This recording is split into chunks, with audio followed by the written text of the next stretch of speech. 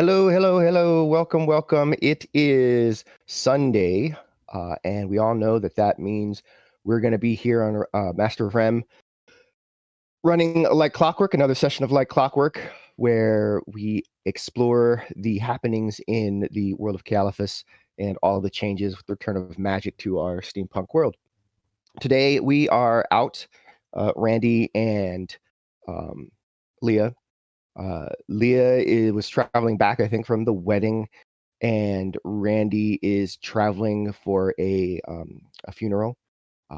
So just the cycle of life, and how it takes us uh, away to kind of deal with that. So we have Sarah just moved. She doesn't have her green screen up yet, but she's working on it. And but coming to us from Canada, and Roland, John, and Alex, of course. So Hello. I don't know that we have any major announcements to make today. So I we'll mean, go I'm for it. I am super excited. I don't know when exactly we're premiering this, but I'm really excited about the wrestling podcast thing that we're going to be doing for Rem. I don't know if we have a date for premiere, but we have had some really great character meetings and things like that. So I'm really excited to introduce just another kind of off the wall, really in his fantasy character for everybody to enjoy. Um, and so yeah, that's coming up. All kinds of really cool stuff that Rem is doing. So yeah. Also, happy Pride again, everyone. For everyone that celebrates Pride in their own unique fashion. All right. Yes. Happy Pride, everybody. It is indeed Pride Month. That said, of course, we want to celebrate everybody, all of our friends, no matter who they are, where they come from, what their orientation is, every day of the year. But because we don't, as a peoples, I guess, here we are, Pride Month. So yeah, take the time to reflect on that. Without anything else, going on, popping off. Let's go ahead and get right into it. Join our characters and see what's going on with them. So without further ado, it's time.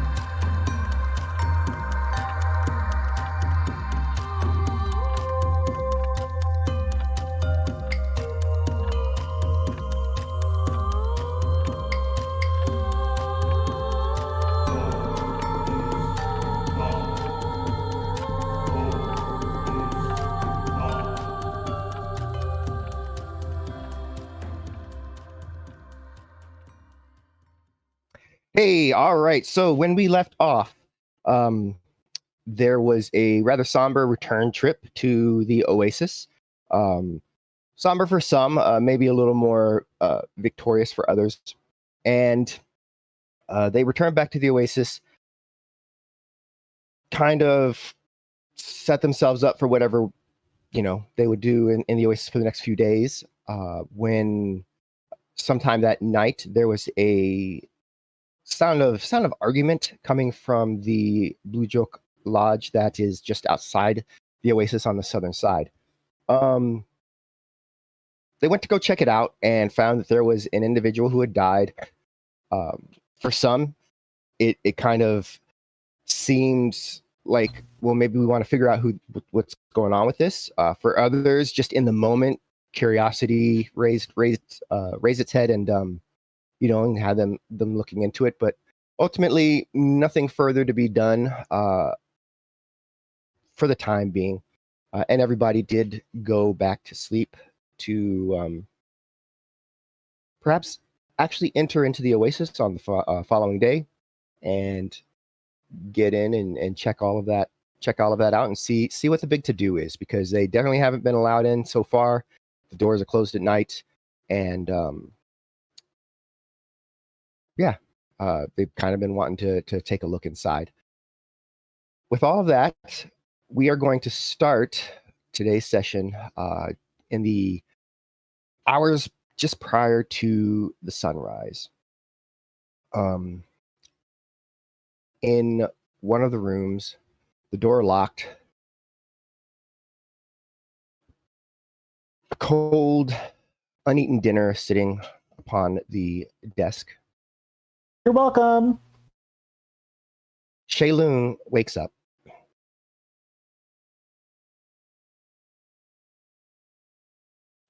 My eyes are all crusty from crying myself to sleep. So I kind of like wipe them and like rinse water over my face. My face is very puffy from crying so much.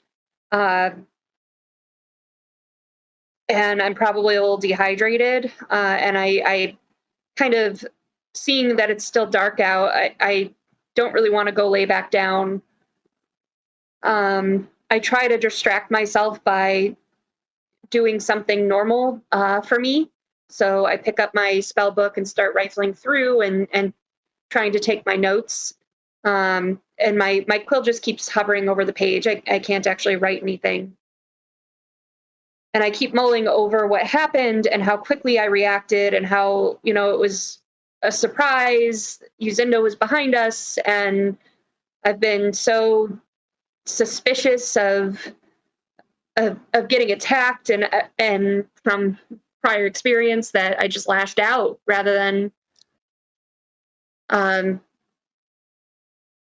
thinking about it. And within, God, it had to have been less than a minute, Yuzindo was dead, and it was from me. I killed a person. And so, like, what to do about it? And the first thing Shay thinks is, like, I need to take responsibility for it. I need to turn myself in. As she's thinking more and more, she thinks about something that Lox had said, that she's powerful and more powerful than she knows. And she's learned so much from watching this group, and maybe she could undo it. Maybe from watching Aegis save lives, maybe something stuck. Maybe it would be a long walk back to the cave and the ruins, but that would be hours of time to think and work through how Aegis does it and maybe replicate it herself. So, thinking once again through her options, I if there's a chance that I could save his life, I have to take it. So I start gathering, I take my satchel and start taking a lot of stuff out of it and leaving it on the floor of the room. And I get one of the canteens and load it with water and take a big drink and reload it with water. And as I'm looking over at my things, I think about it, and I sit back down on the bed with my spell book and rip out a page and begin to write. She thinks about how to address it, and she finally just writes Panabon. And so as she begins to write, and her quill still hovers because she doesn't know what to say, and she doesn't want to give too much information because she knows that this group, and especially Panabon, will meddle and will try to stop her, will try to come for her. So she's trying to be reassuring while also saying goodbye. there's a chance if she can save Yuzinda that she can come back and everything would be okay. But if she can't, then this would be goodbye.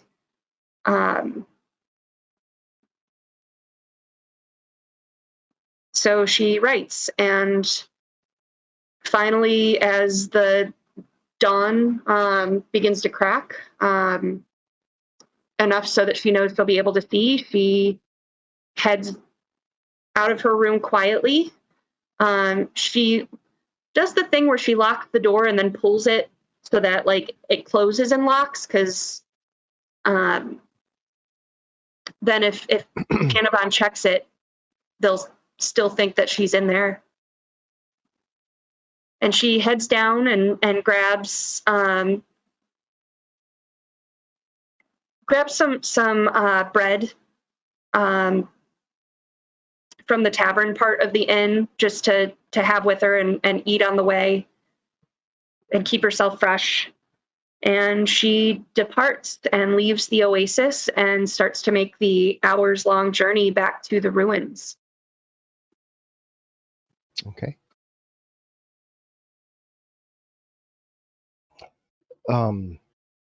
As she reaches the common area, there's nobody really down there at this hour. It's the sun hasn't risen yet, and she she grabs a few things there, steps outside, and the sky is just that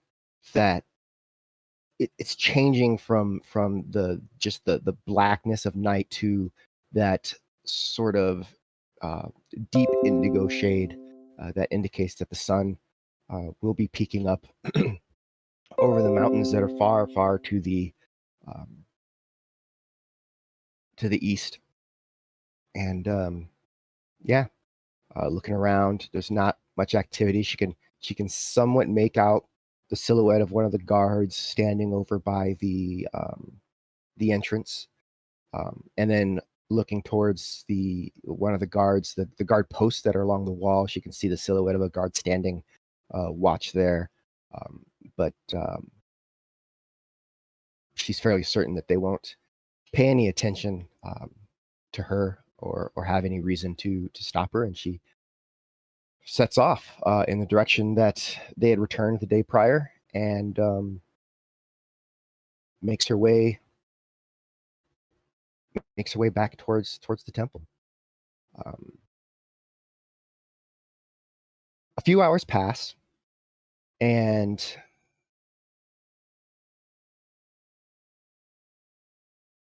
many of the residents are slowly woken by the alarm clock that is Aegis in his room, going, hup, hup. Not that loud, jeez. It's pretty loud. When there is no other sounds really going on, it's pretty loud. Yeah, you don't think it's loud. That's how all the rest of us feel. And then a higher pitched echo following that. Oh God, no. Are you in my room? No, but I'm nearby enough that the echo To would hear sound. yours. Yes, it's just be flattered by it. I guess you have a fan. Prunia rolls over and puts the pillow on her head, like ah.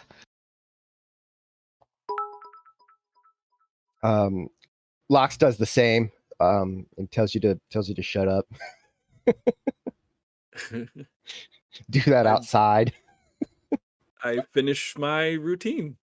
Brew some tea. All right.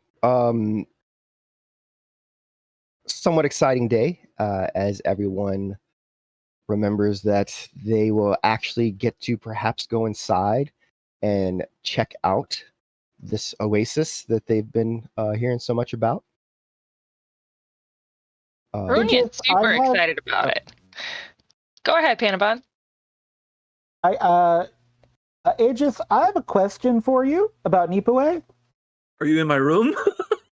No, I assume eventually you're going to leave your room, right? Like you're not going to stay in your room. all morning. Are you going to stay in your room all morning? Well, I have a alchemy setup that I intend to work on. Okay, well then I'm going to come knock on your door at an hour where I feel like Lachlan has either gone down to breakfast or is awake. So I'm going to interrupt your alchemy. Knock, knock, knock. Aegis! I have an Ipaway question. Hello?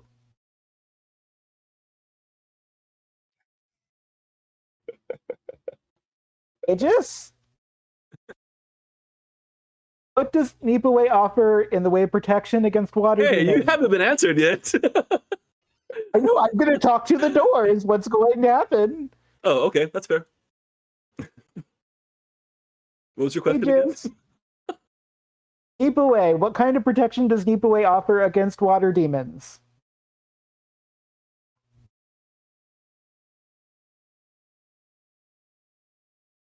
You know, like the one that killed the orc last night? You hear? I don't know if you actually hear that. I was banging on my desk. The door opens. Panabon, I'm busy. You're busy to worry about the water demons? You know they're like right there, right? What water demons? The ones that killed the orc. Do you not think the water demon will strike again? There is no conclusive proof that there are demons at work. There was no conclusive proof of magic like 3 years ago, but here we are. Are you saying there's no such thing as water demons? I did not collect any evidence of water demons. This is speculation. Yeah, but I mean, what else? It could have been a water demon with poison fingertips. We don't know. That could be worse. That's worse. Oh my god, water demon with poison fingertips. Does Nipaway offer protection against water demons with poison fingertips? Why don't you go to the roof and be very somber and solemn? They're the right words? I'm not sure. Be very quiet and ask Nipaway yourself. Do that for about 2 hours. You've met me, right? Like, I mean, I'll try, but I mean, it might be like 5 minutes, and I might be back in 5 minutes. I mean, okay, all right. So I will go up to the roof, and I will implore Nipaway for protection against water demons. But it will sound like Panabon is yelling at the sky, because Panabon's really not sure how to do this. So yes. So if you hear that in your window, that's what's happening. So once I hear that, Prunia finally just gives up on trying to get any more sleep this morning, even though this is supposed to be the one day we were able to sleep in. Whatever, no big deal. She's only a little bitter about it. And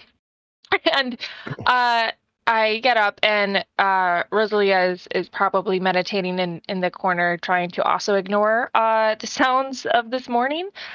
And I'm gonna go exit. Like, I know I should go check on Panabon screaming up on the roof, but I'm not ready to deal with them yet. So I'm gonna go downstairs. Screaming. It's very melodic. In your mind, I'm sure it is. I gained a skill in playing mandolin. Like, I'm very melodic as a person. As a gnome, I'll have you know. Hey, you got a mandolin. We didn't say you learned how to play it yet. So I have what? I think it's opposite, actually. It's all kind of in theory, but that's how music works sometimes. So it'll be fine. It'll be great. You'll love it. It'll be good times. I'm going to get some breakfast at the tavern and some strong coffee that hopefully tastes better than Aegis's tea. All right. And I'll inquire to the innkeeper, too, if they've heard anything from the Blue Joke Lodge from last night. He kind of nods as he serves, and no, what did something happen at the lodge last night? Well, somebody dropped dead, but an orc. That's not sure what happened there, though. That's unfortunate. Well, no, nobody's stopped into the inn this morning. They tend to keep to themselves in the lodge. They have their own means. So we tend not to get much business from them here in this tavern. Well, thank you. The food and coffee are delicious. Oh yes, thank you. And then he kind of dodders away to serve as more people are kind of coming down for breakfast. I'm going to sit there and try to enjoy my breakfast for a little while. Okay. After maybe about halfway through breakfast, another 10, 15 minutes passing, you feel a slight tap, not quite on your shoulder, but more like on the bottom of your shoulder blade. And turn to see Zivid. Hey, hi. How's everything going? David, why don't you join me for breakfast? Yeah, okay. Sure. And he waves his hand for trying to get the server's attention, and then takes a seat next to you. But sure. Yeah, sounds good to eat maybe some breakfast. So how's everything been going? I want to roll an insight check to see like if he looked like he is as nervous as he sounds, or if like he didn't sleep well last night or something on him. Right. Go ahead and make that roll. Not very observant. As far as you can tell, it's just Zivid being Zivid. Okay. Well, Zivid, everything's good here. We got the day off. We're gonna do some sightseeing, maybe find out more about that murder. Love a good murder mystery. Murder? Well, we don't know that it was murder. Panabon thinks it was a water demon. Water just demon? might think it was some kind of heart attack or something. Don't know. Haven't checked in with him yet. What are you even talking about? I take a long drink of coffee. Yes. Water demon. But why is there a water demon? No one's saying that there is. Just that it can't be conclusively ruled out.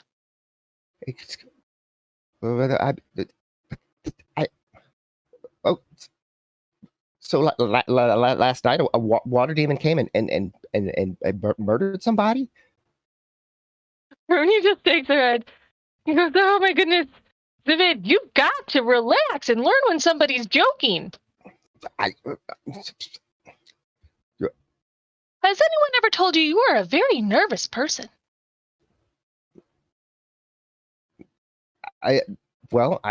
Things happen. Someone hired me to lead me to a place and told me all kinds of things, and then they tried to kill me.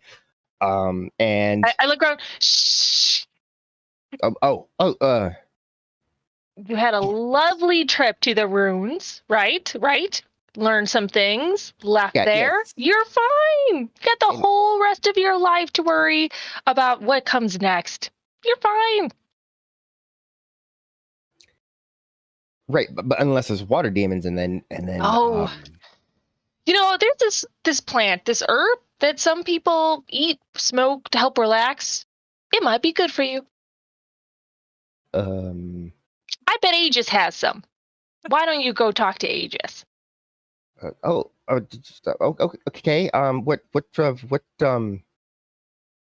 Where is he? I give him directions to Aegis' room. Mostly because to get back at him for the hut from this morning. Sending Zivid on him. With that, he waits for his food to arrive, which gets there just moments later, and then he takes his plate and heads upstairs. Bernie is very pleased with this development and continues to drink her coffee. From up on the roof, he can hear Panabon calling out Sneepaway for intercession against the water demons, just to reinforce the potential hypothesis of the water demons. So if there are water demons, Sneepaway, how am I gonna? Yeah, Ziv is like, There's another knock on your door, agent. Can I get a alchemy roll of some sort on figuring out what the makeup of the acid is before that happens? At least one thing between gnomes. Go ahead and give us an alchemy check. And this is on the acid that that Patabon gave you. Yeah, which is a full vial, right? Mm-hmm. Oh. All right. So you feel like you're just about on the verge of a discovery. And plays into it, huh? You've got to and you've got a sort of you've got this plant that changes shades, but you have to have it set at just the right part, for just that right amount of time, and too long, too short, it will throw off the reading. And you're just about there when all of a sudden the knock on the door that's just like cat, cat, cat, it just kind of jolts you a little bit, yanking the little leaves out of the acid as it was eating away and just spoiling your reading. Here to say, Patabon, I'm busy. It's not Patabon, Mr. Aegis. It's hi. It's as if it. I was yes. I was wondering if maybe you had something for the nerves.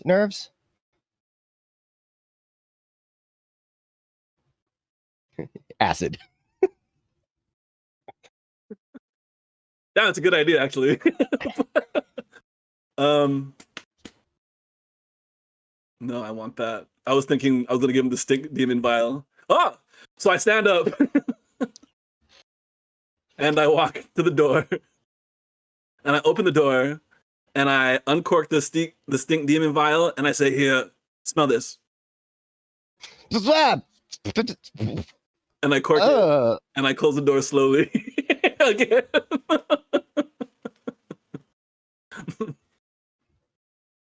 You close the door, and there's silence.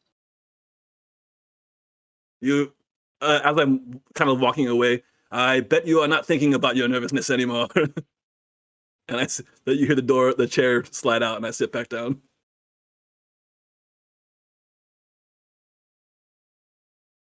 A few moments pass. Silence. Did I kill him? Oh God.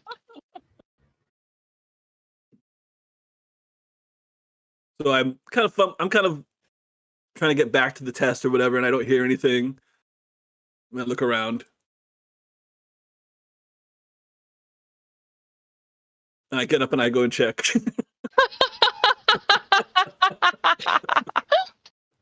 You open the door. And he's standing there, and he looks up at you as you open the door. I don't think it worked, Mr. Aegis. I still yeah, it smelled bad, but I'm still I'm still just kind of concerned about the water demons. Water demons. Yes, the water demons. Oh no. Patabon speak to you? No, I haven't seen Patabon this morning. I only saw Petunia downstairs, the big dragon lady. And she told you that it was water demons. Yes, 100% definitely confirmed water demons. Well, you can rest at ease. It is probably not water demons. It is more than likely a diminutive murderer who is using poison to kill people. And I close the door again. Oh, yes, okay, that's much better. Wait, what? Wait, what? A murderer? So, and you kind of hear. This time, you hear his little feet kind of skitter off away from the door. At about as if it is skittering off, Anabon returns from the roof by way of a window instead of taking stairs, because why would anyone take stairs when they can climb in through a window? At least that's Panabon's motto. And Panabon goes up to Shaylun's door and knocks on it. Waits for a few minutes. And because he has a history with Shaylun and having fireballs thrown in his face, and Shaylun's not having a great time, and unlike with Aegis, they wait a little longer and they knock again, and hearing nothing, they go, "Okay, Shay, I am going to go downstairs to get some breakfast and then head into the oasis. There's rumors of water demons, so I'm going down to do some reconnaissance in the oasis to make sure that if there are water demons, you were able to do something about it, because you're amazing at doing things.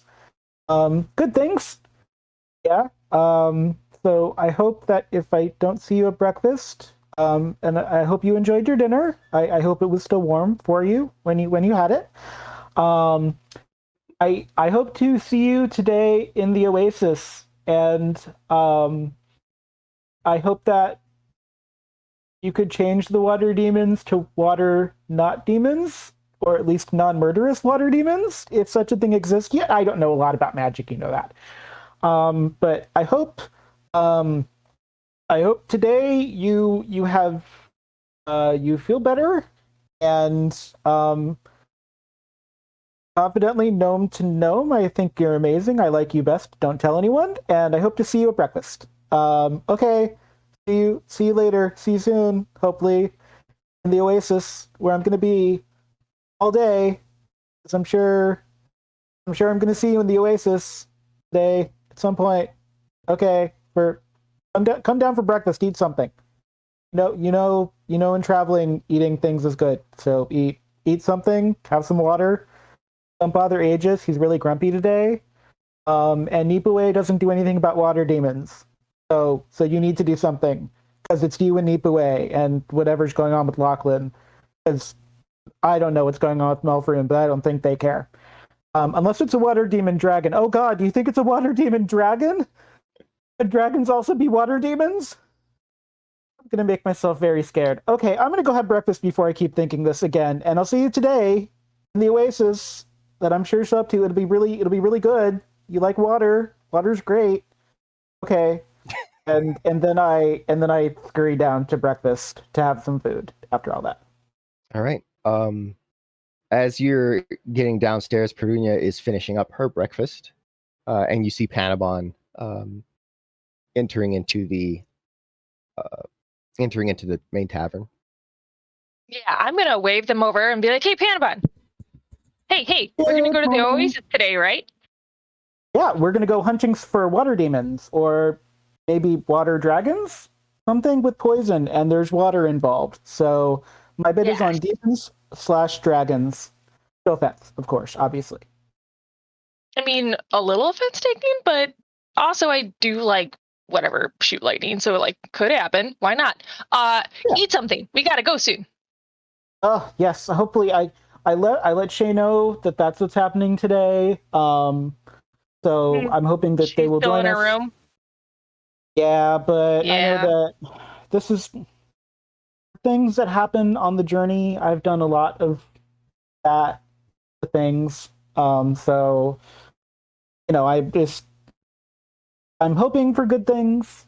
I'm hoping that taking a day will have been helpful. Plus, I mean, Rosalia is like, she's really stoic too, so sometimes I just gotta give her space, so that's okay. Yeah. You and I can go together. I also just don't want Lachlan yelling at me again, because last time I tried to follow Shaylun somewhere, Lachlan was like, "Hey, give her space," and I'm like, "Oh, all right, fine." No, so overprotective. Oh God. Humans, I don't understand them. They're weird. They're weird, and they're just so judgmental. Like, how long have we had magic? You don't know. It could have been a water demon with like poison tipped fingers. It could be, we haven't been at this. There could be like giant fish that shoot poison. That's exactly what I told Zivid. Totally agree. Know? We don't know. Oh. There's no proof it didn't happen. Oh, has Zivid been too honest with anyone? Like, is Zivid okay? Oh yeah, he's gonna give us up for sure. That boy cannot hold his tongue. I sent him to Aegis for some herbs and to annoy Aegis. But yeah. Oh, that's funny. I like you so much. You're my favorite. Don't tell anyone. You know something I could do? I haven't stabbed anyone in a while. I could make it harder for Zivid to talk potentially. I mean, it's like a last. Okay. I think Shay. I have no problem with that. I think Shay would be pretty upset. Again, no problem on this side. Yeah, but maybe we just cut out his tongue, and therefore he just can't say anything. No, that's what I was actually thinking. That was my plan. Right? Like, it wasn't going to be a mortal injury. Like, I'm sure that tongues. It'll be fine. See, we get the wavelength. It's great. It's everything. It's good. I enjoy that journey for us. That makes me so happy. But yeah, see, this is why people have to spend time palicking, because you get it. You know, it's like one of those things. How long have we had magic? You know, and like now there are people with long tongues and no hands. People are dying by water demons. People are being exploded in tombs. I mean, I had a thing on a thing, and people were like, "You need to take the thing off the thing," and I'm like, "You were very sensitive about that." Yeah. Mm-hmm. It's just like, what are you guys? I mean, come on. I might not be the sharpest crayon in the jar, but like, you don't touch a thing right out of a tomb. I mean, it's just not something you do. But whatever. I just want to go back to stealing pretty things and stabbing people. You know. Okay, it's about 10 minutes later. During this time, I did make sure he got some, that Panabon ate something, so I had called over and got them a plate so they could continue to spill the tea, as it were. Down the steps. You see me, but I'm not wearing my bag because we're here for another day. So now that I don't have my bag on, my posture is very, very tall. My shoulders actually look like they're even. And not hunched over under a bag. I look pretty. You can see that I'm just not skinny, but like you can tell in my shape that I'm a little more capable than it seems normally. I come walking down, and I am now. I wasn't grouchy before, but I am now because I wasn't able to sit that. And I see you guys, and I take a seat, and I sit down, and I put a hand up. And I ask for a beer. It's probably in the morning, right? I ask for a beer in the morning time. All right. Yeah. The server does go back. She grabs a mug and gets you a beer and brings it forward, places it down on the table in front of you. Zivid came by the room today as I was just about to successfully duplicate the recipe for your acid, Panabon. Oh, you're still doing that for me? How sweet. Thank you. Well, now it will take longer. I take a swig of beer. Aegis, it seems like you've given up on your tea. Good choice. Once in a while, it is necessary to have an imbibe. Wait, is that the word I'm looking for? I'm having a problem with words today. Have an imbibe? Yeah. Those are words. That's a word. To calm the nerves. It's one of the pillars of health, self-care. Mm-hmm. I'm sure that's what you prescribe for Zivid too, yeah? What? You're supposed to give him, herbs to calm his nerves. He didn't ask you for those? Oh, I wasn't listening to his question. Well, that's rude. Panabon, we might need to cut the guy's tongue out. I'm just saying. I mean, thank you. You know how long it's been since I've cut something that wasn't stone? Oh, still thinking about that open air situation we had. Remember, I kept stabbing and it just wouldn't go down. Oh. That was rough. That was the first time I saw dead people. And 5, 4, 3, 2, 1. The beer's gone. By the way, I stood up on that roof for half an hour screaming for Nipaway. Like, I think I must have done something wrong because they didn't reply. So just when Nipaway replies to you, is it like, a bird almost pooping on your shoulder, because that's what I had happen, but I didn't know if I was supposed to take that as like a sign from Nipue, because sometimes with like Milford there's signs, sometimes there aren't. It's very unclear, especially because I'm a gnome. The poop did not but, like, land upon your shoulder. have you met me? No, of course the poop didn't land on my shoulder. You know Oh, you how much this costs to you make? dodged the poop? You Well, of dodged the course poop? I dodged the poop. That's where you went wrong. Next time, receive the poop. I have to be honest, Nipue isn't selling me on Nipue yet. Like, do you have like a better brochure or something? Like, I gotta tell you, like, Malfroon's great. They don't faith. interfere with anything, ever. Well, they don't help either. I mean, and that's true. Malfroon has a hands-off approach. I need a gnome god. That's what I need. Like, y'all get your own gods. Like, I need like a gnome god. Do you think I could like? How do you create a god? Do you think I could make like Sanatu? Like, I'm already a fan club chapter president. I could probably make Sanatu a god, right? Like, that's a thing. I will have another, right? please. Another. Yeah, they go and they bring you another beer. I mean, it's as good as anything else. The idea.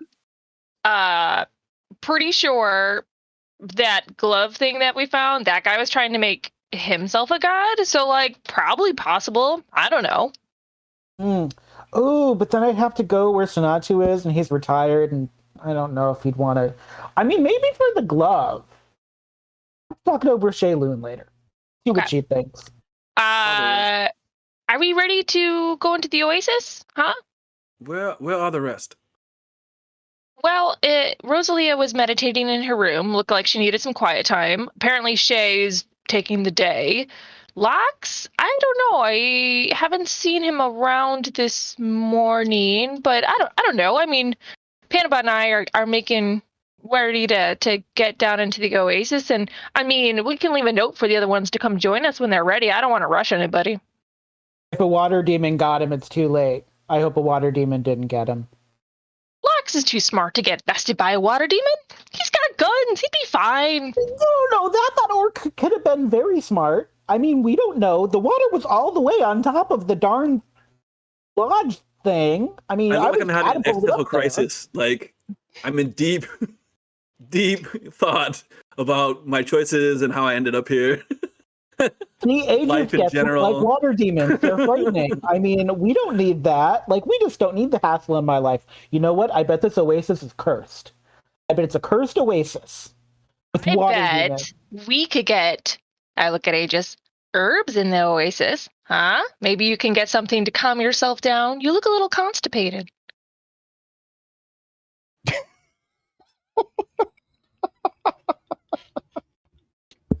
You don't look good, my brother. Finish the next beer. Put the mug down. We don't have to take Zibid with us, do we? Oh, God, probably, because he's going to say something. I talk a lot already. That position's already been filled by me. Do we really need another talkative gnome in the group? Can we lock him in his room? Oh, Nipue, no, we do not need that. I mean, I guess I could cut out his tongue. I feel like he wouldn't enjoy having his tongue cut out, though. Like, that's the one problem. There might be crying, and I hate when they cry. Ooh, Aegis probably has drugs for that. I'm going to have to workshop this. No, because then did you get the idea that I am some sort of pusher? What's a pusher? What's a pusher? What is that? Yeah, is that fun?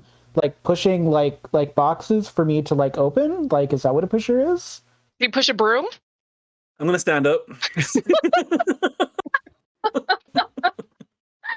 And I'm gonna go up to Shay's room and knock on the door because I'm concerned. Miss Shayloon?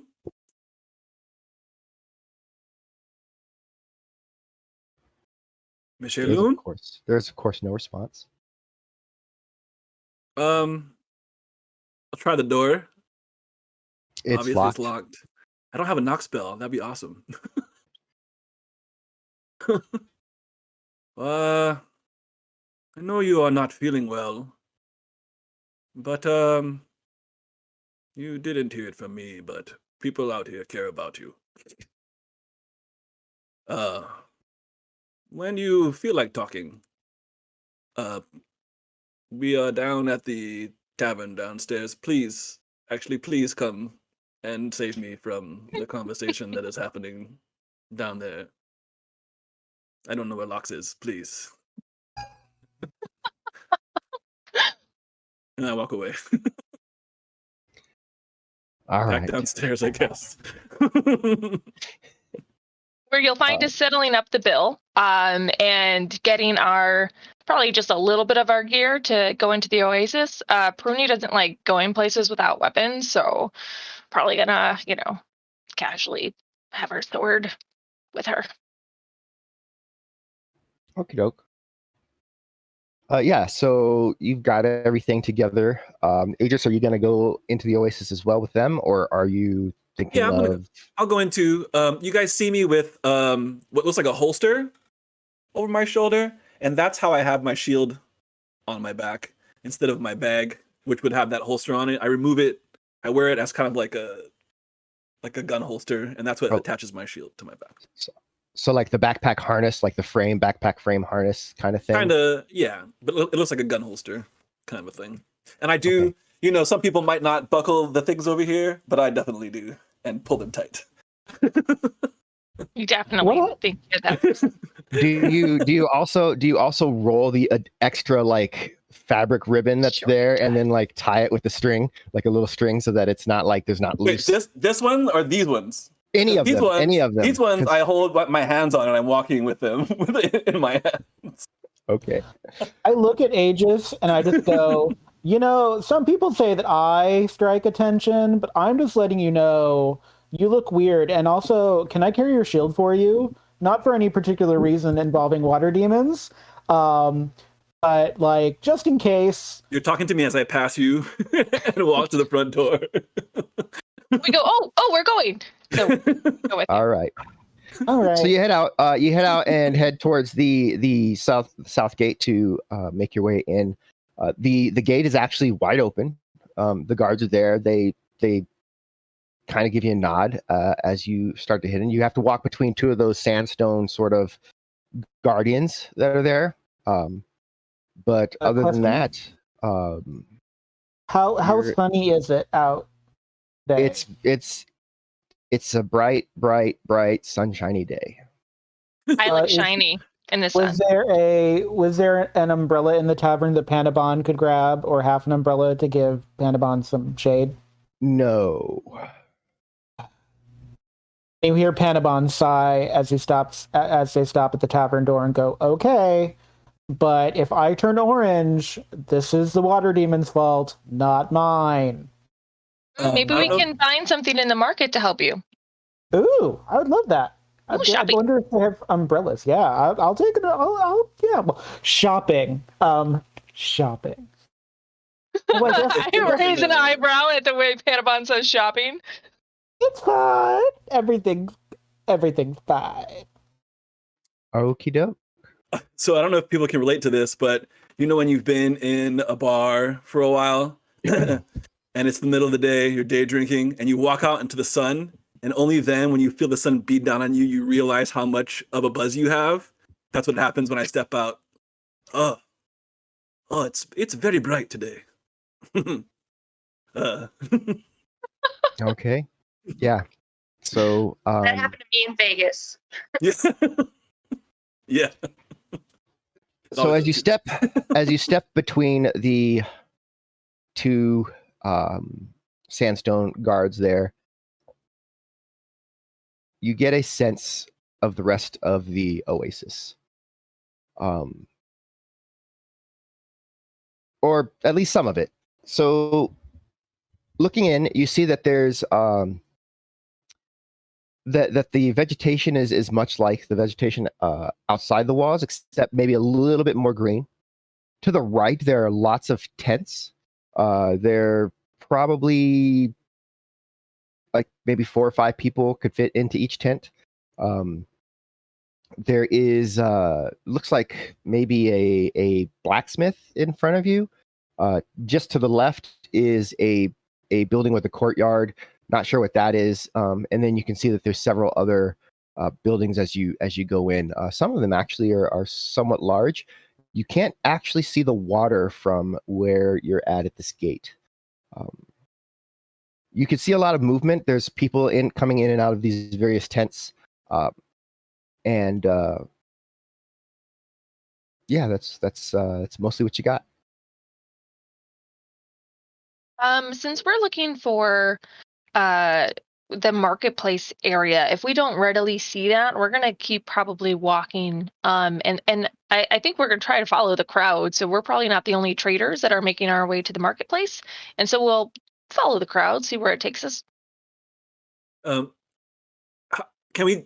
How much of the blacksmith can we see from where we are walking? The blacksmith shop is there. Just it's like there's this building to the left, and then the first building you would walk up to would be the blacksmith. Can we see what kind of like the wares are, and our firearms? Do they happen to be included in those things? Okay, so you're going to check out and see kind of what the blacksmith Well, is. I don't want to go in, but as we're walking by, you're walking by a stall and you kind of like check it out and see what it has like real quick. That's kind of what I want to do. Just like give it a glance. Yeah, it's not so much a stall as it's well, I guess it kind of would be stall like. So the forge and everything is not inside. It's all outside, and it's under a like a just a covered sort of area, right? So it's not a tent, but it's set up so that he can work out of the sun. But working inside of a building in the weather out here would be way too hot, right? So all of it's outside, so you can kind of see just everything without it being without having to get too far inside. It doesn't look like he's doing a lot of work commercially per se, right? It looks like you see some weapons, but they're the kind of weapons that you're seeing on the guards locally here and about. And mostly like tools. You see a lot of various sorts of tools. Some that you don't even recognize like what they are, what they do. But they're very obviously shaped and crafted, so it's something, right?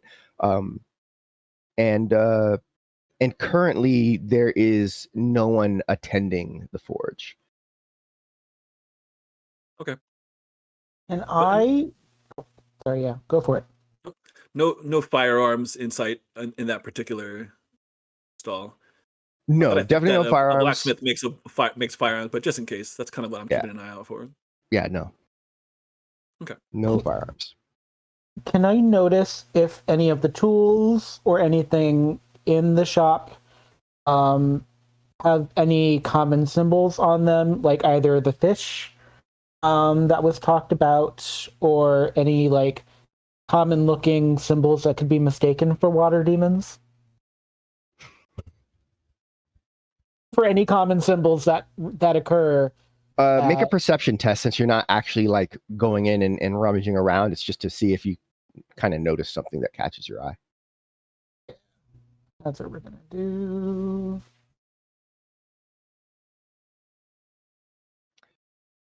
No, you definitely don't see anything that makes you think of water demons. Fish or squids or no, nothing. It looks like he's not necessarily marking any of his stuff. So you just hear Panabon go,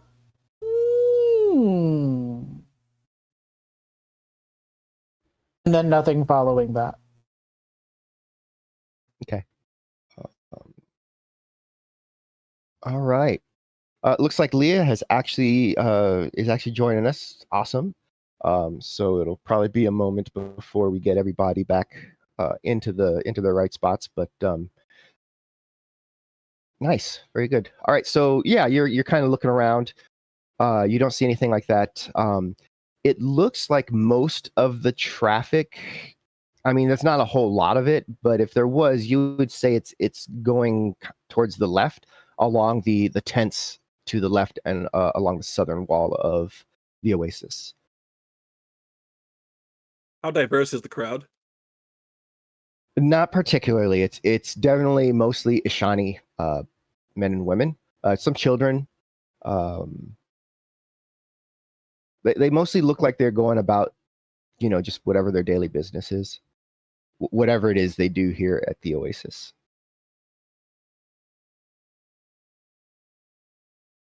There's probably not a thieving guild, I'm guessing, at this oasis.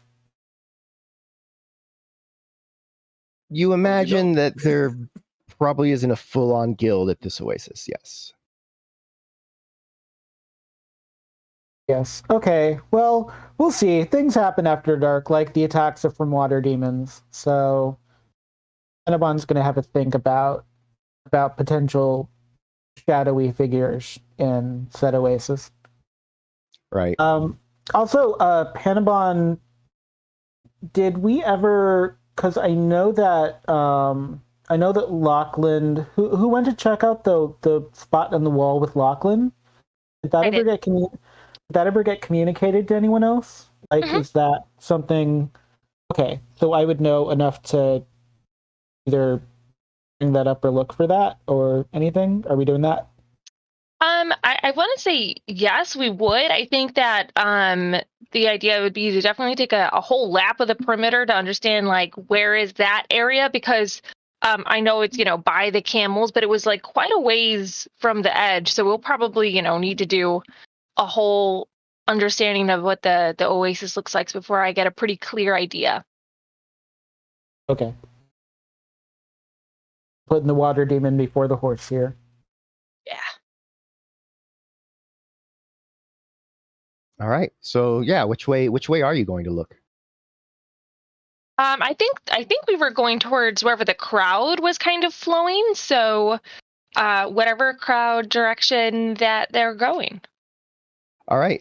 Yeah, like I said, it's not so much that there's a crowd going in a direction, right? There's it's just that the most activity you see is to the left.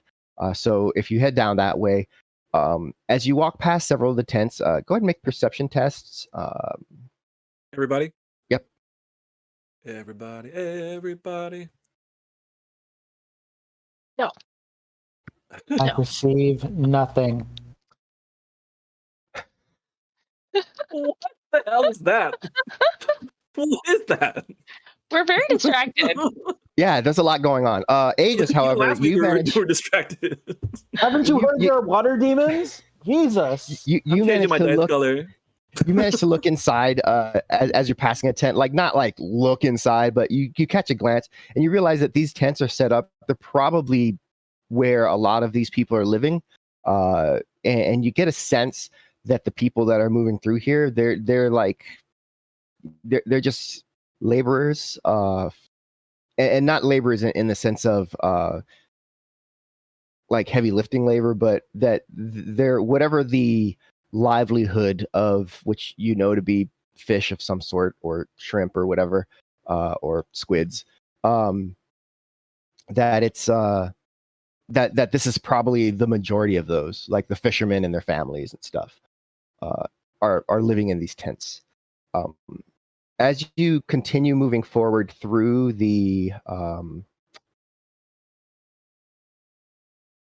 through that area, you do notice that there is a large pavilion once again, and this pavilion does seem to have some stalls set up with various wares. As you approach it, it doesn't seem to be anything exceptional, mostly just some clothing, not anything really colorful. There's lots of, and this is the first time you're seeing, there's a couple of vendors who appear to be selling dried cuttlefish, and or it looks like rubbery strips of something that smells very fishy anyway. And yeah, and you're kind of moving sort of behind these buildings. Kind of a thing here. that would possibly be in Denong as well, right?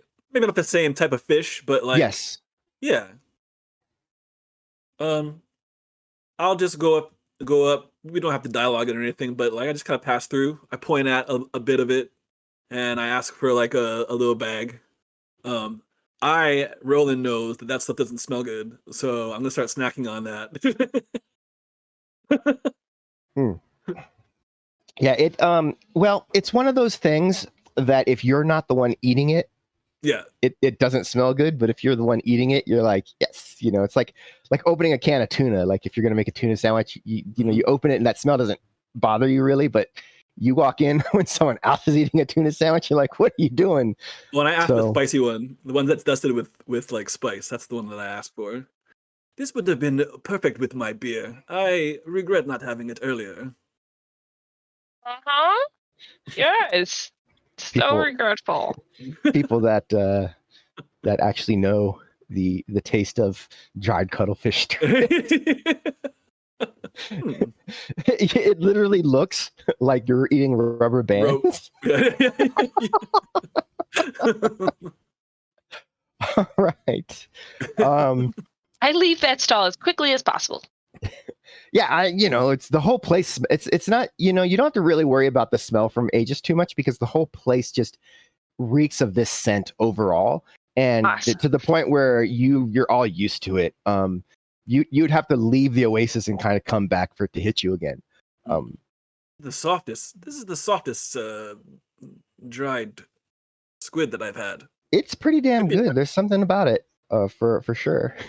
And I take a little bit and I like kind of waft it in front of Prunia's snout. I snap at your hand because I have very sharp teeth. You do not wish to try a bit of this?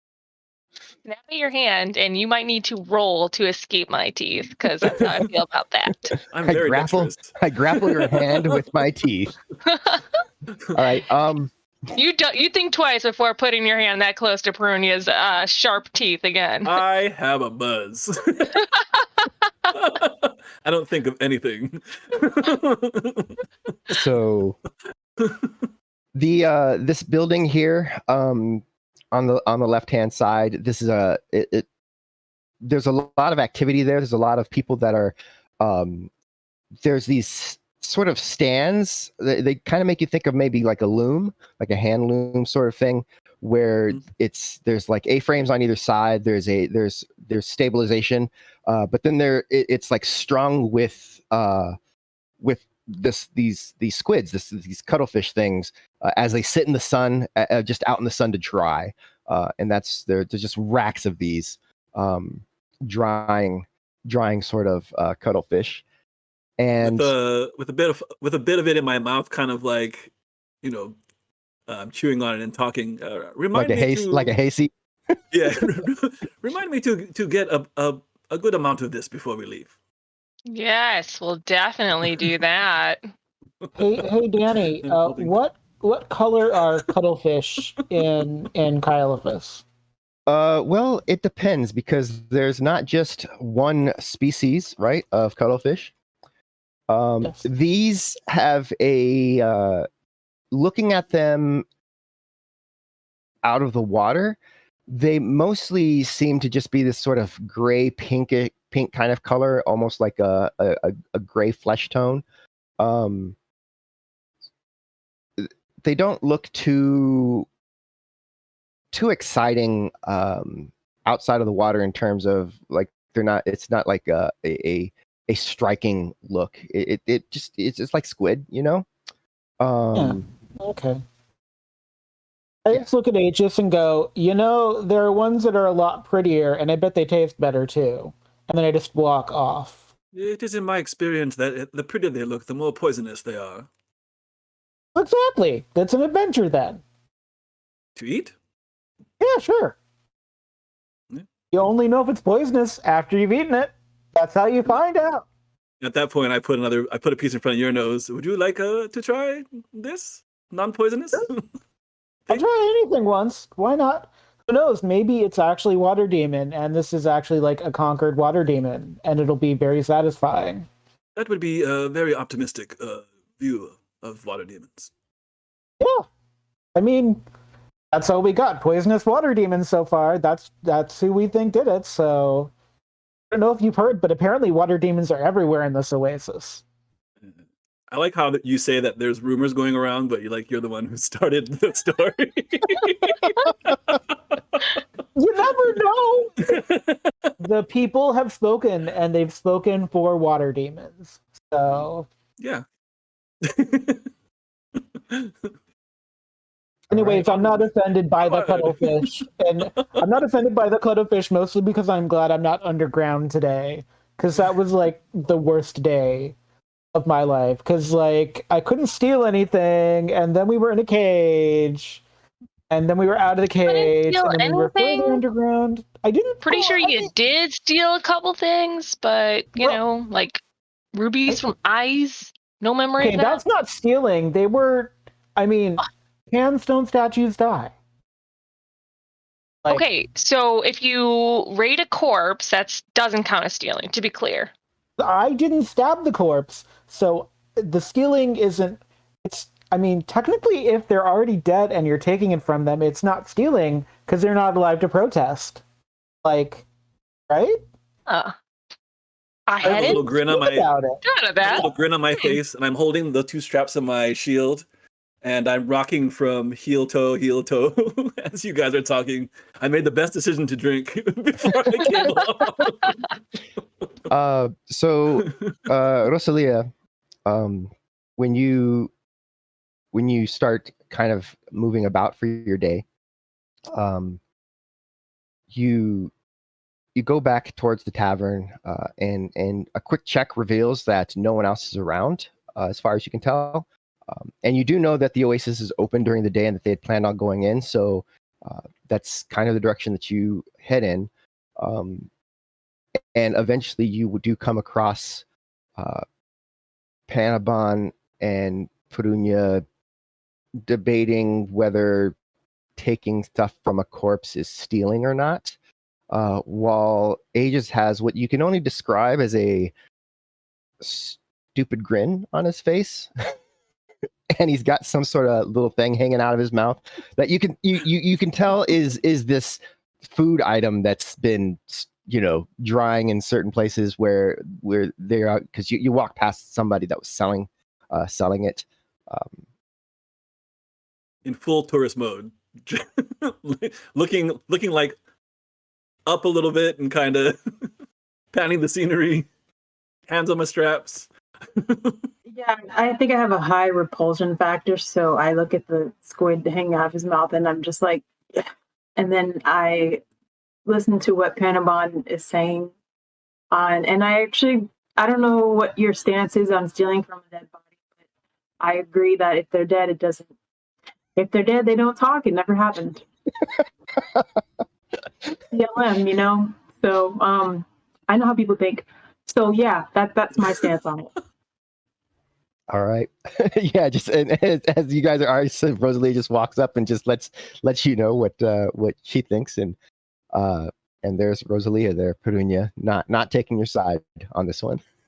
Perunia, like, I guess hadn't really considered if they're dead, I guess it doesn't count. And she's got a lot to think about, because this means I could definitely be taking more things from dead people. So I'm pondering it. I'm just saying, like, my hope is that after we've killed Glemgesu, that we can just, like, strip the joint and take everything we can carry and pawn it for, like, cash. Because it deserves it, so... If it's from Flamgesu, I would like it to go up in flames. Everything. So we'll talk about that one.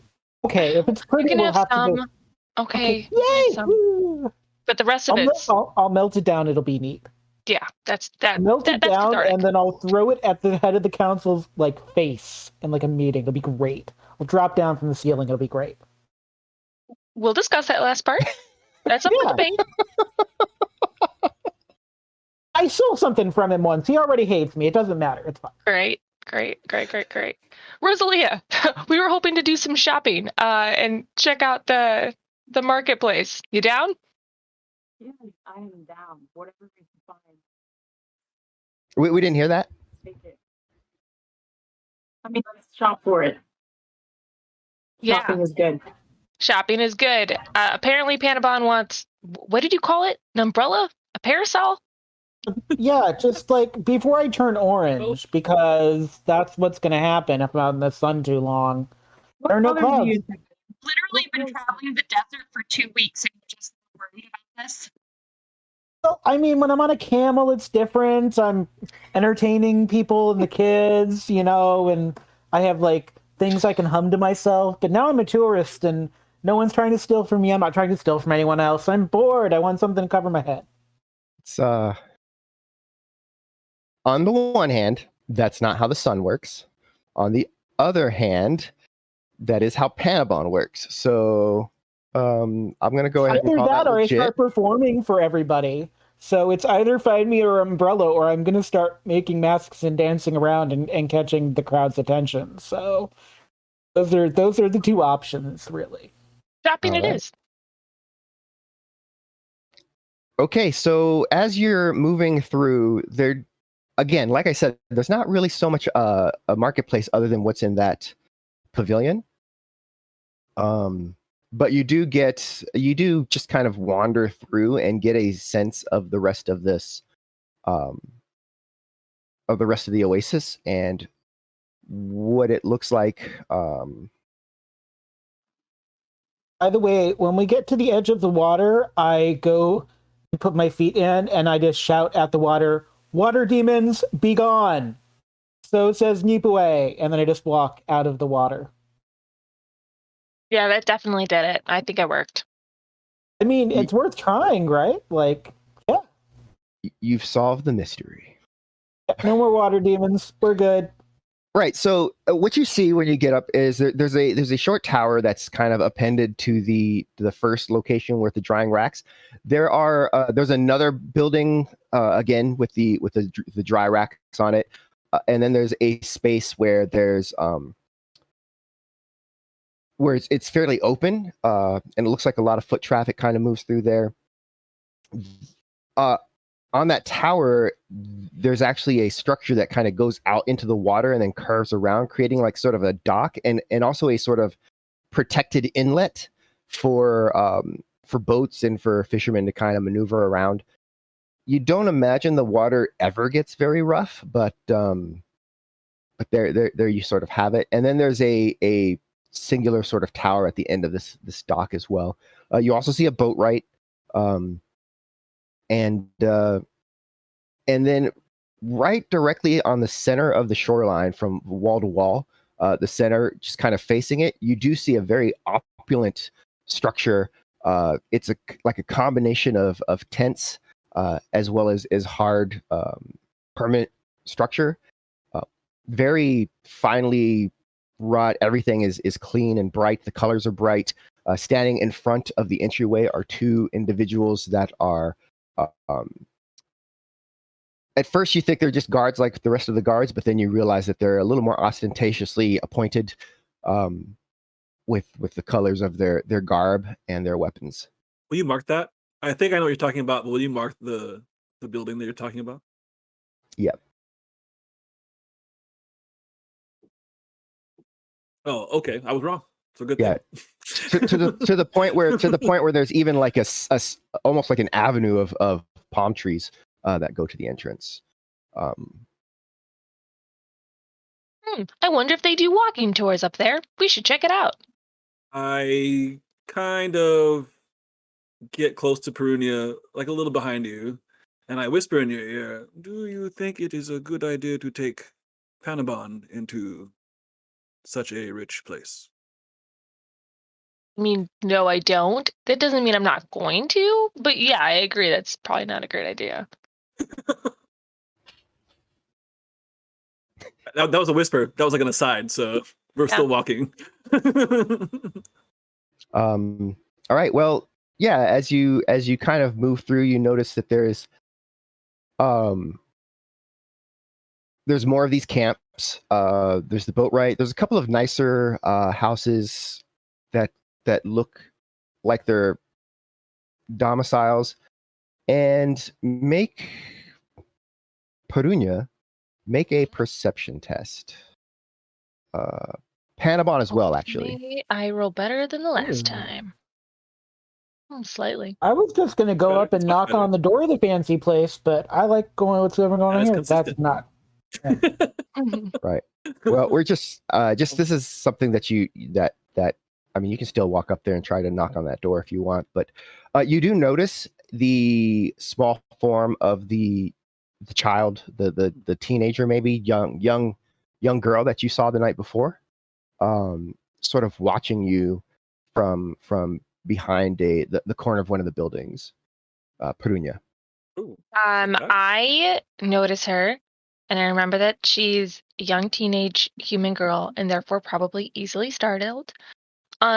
So I give like a backward hand signal to Rosalia, like behind my back. That she and I, we have a pretty good communication system, especially before she learned the common tongue. So she'll know what I'm doing, but the other two might be a little confused. And then I'm going to walk towards her slowly, as though I'm not really walking towards her, but to admire some more of the scenery in her direction to not startle her. Make a deception test. Okay, well, let's see if I can do that. Oh, there you go. Okay. She, as far as you can tell, she doesn't seem to have caught on that you've noticed her. I mean, we do look quite the tourist right now, so just leaning into that. Yep. And I'm helping because I'm just walking forward, not looking at her or anything. So. You're helping. You don't even know that you're helping, but yeah. I'm thinking about the pretty house in the middle of the oasis that definitely has the water demon living inside, or potentially is some kind of temple to Nipaway, because maybe Nipaway is everywhere. Who knows? There's no temples to Nipaway. Oh, I don't know that. It could happen. Have you told me that? There's a temple to Nipaway. One. Oh, there's one where we found her. Yeah. I mean, if Panabon doesn't know, I don't know. So, like, there could be like 1 million followers with Nipaway as far as Panabon's concerned. So, Petunia, as you're moving, what's your plan here? So my plan is just to talk to her. I don't know how receptive she's gonna be to that. But as I get closer, I'm gonna say, you look familiar. I think I saw you last night at the lodge. Okay. Speaking in Ashani, I presume. Yes. Okay. She kind of like her eyes widen a little bit, and then she just kind of looks at the ground and shuffles her feet and says, "Yeah, I was there. I was visiting my friends." You were friends at the Orc Lodge. Yeah, but somebody attacked them. Yes, it's really quite concerning. As a Dragonborn, I have many friends who are orcs, but I don't know many humans that are also friends with orcs. How did you get to be so close to them? Sometimes they come to Auntie's shop. What kind of shop? We're on a shopping spree ourselves. You want to shop? Yes. Okay.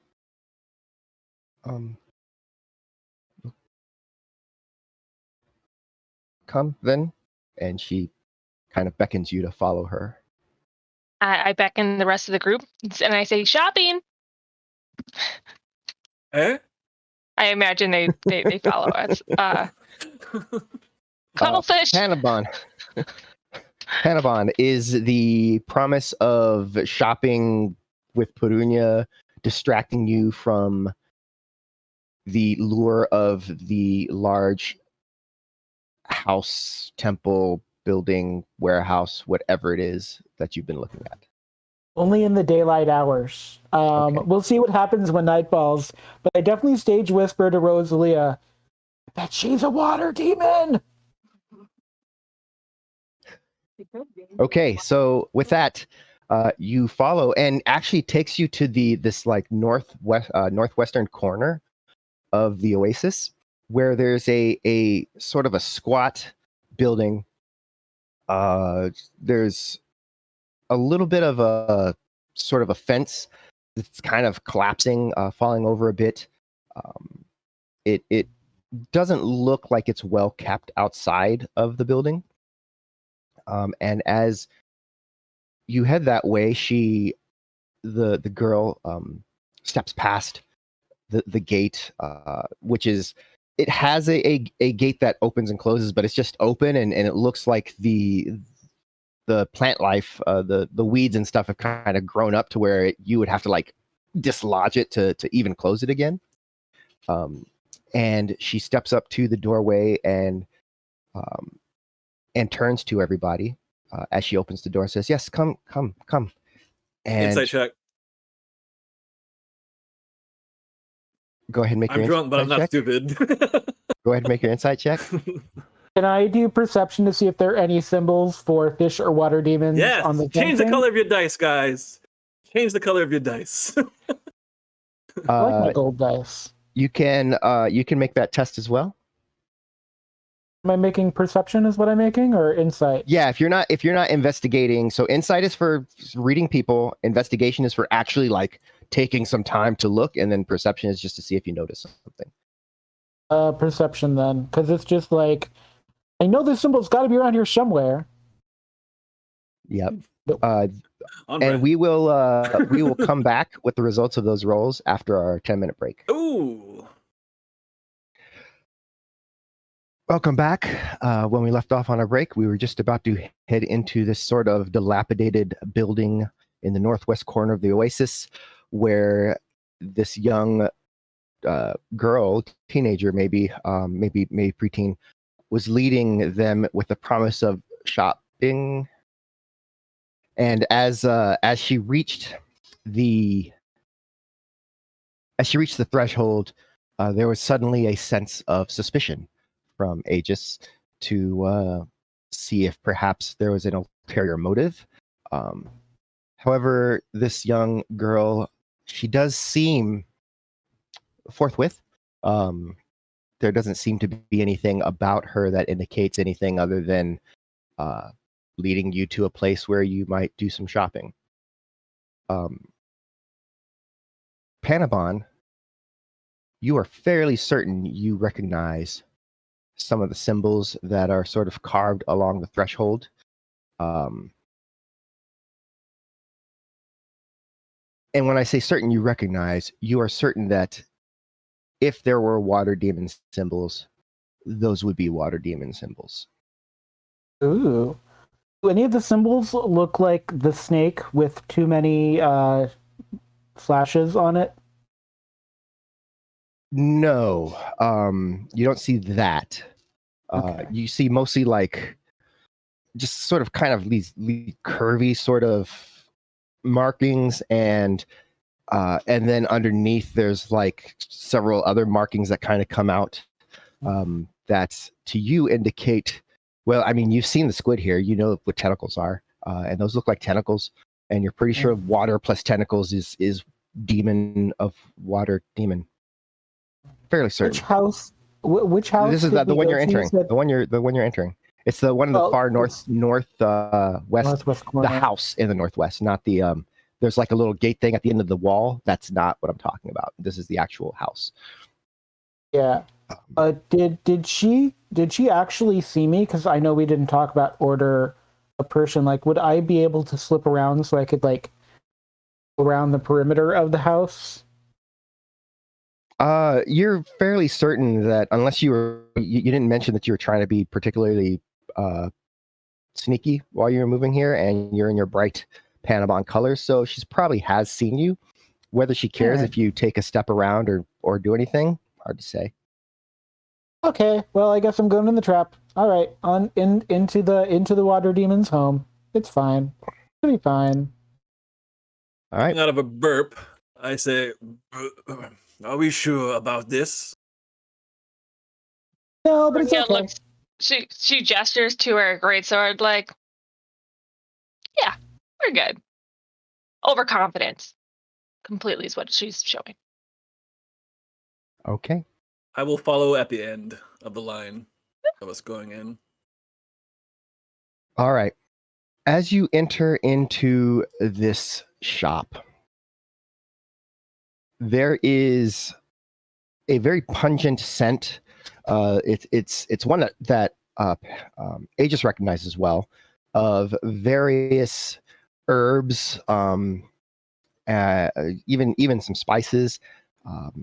There's definitely a lot going on in here in terms of that. And there's shelving everywhere. There's counters kind of just haphazardly throughout the place. There's like hanging from the ceiling are some lattices that are horizontal, and then hanging from them are herbs that are dried, and other things. And it's not very well lit inside. It's warm, not too warm. It's not. It doesn't strike you as being overly hot. And So, from my two areas of understanding, is this culinary herbs or healing herbs? it's herbs, lots and lots of different herbs. I do It's like hard for you to nature tell check? because they're mostly from you'd say they're like from the area for the most part. There are some that look like they're not indigenous, probably picked up from various folks that are traveling. Is there a jar labeled tiger penis or anything like that? Like ground tiger penis? There is not a thing that says no, nothing like that. That you could tell or recognize right away. You can make herbalism or alchemy checks to see if you kind of maybe notice something. I do both. You Or could the either do or. both. You can do both. I mean, you have time. You don't see anyone else in here. It's like you've entered in, and if it is a shop and there's a shopkeeper, you don't see them. Oh boy. Could I do a nature checks to see if I recognize any of the herbs Right. trying as poisonous or anything like that? Or like Sure. a paralyzing herb or something? Not too Because bad. Sure, my nature's not too bad, so I do not Um, know any of these. Yeah, there's nothing in here that really strikes at you as being specific for anything. It just looks like there's a lot of various things sort of going on. In but there's this. no like Audrey 2 in the corner, like with the giant like Ooh, I toothy grin wish. ready Yes, to open. no, there's nothing like that. That would fit right in my bag. Aegis. Feed me, Aegis. Water Damon. Yes, there's nothing nothing like that in the building. Like I said, you don't even see anyone else in there actually. I'm going to continue to follow UA and say, this is your auntie shop? Oh yeah, yes, she's here, and she seems like she's looking around for somebody. But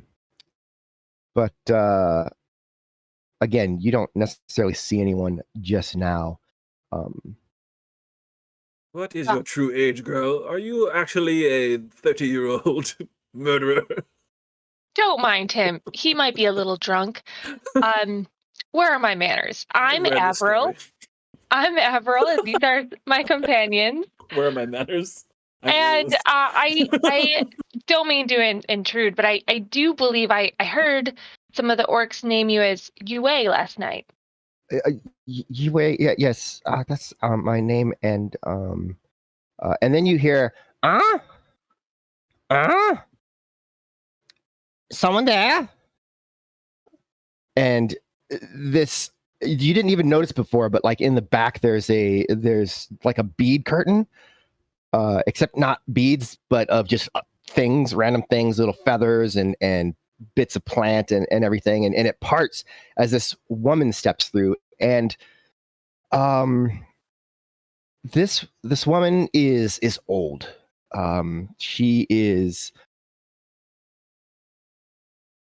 You don't know if you've seen anyone as old as this woman. She looks like she must be nearing a century of life. The folds in her skin, the wrinkles on her face, the looseness of the skin around her neck, and she is her hair is just kind of wispy, sort of kind of growing in spots. Like she was bald and then went to a really bad hair plug specialist, and it just kind of hangs limply down.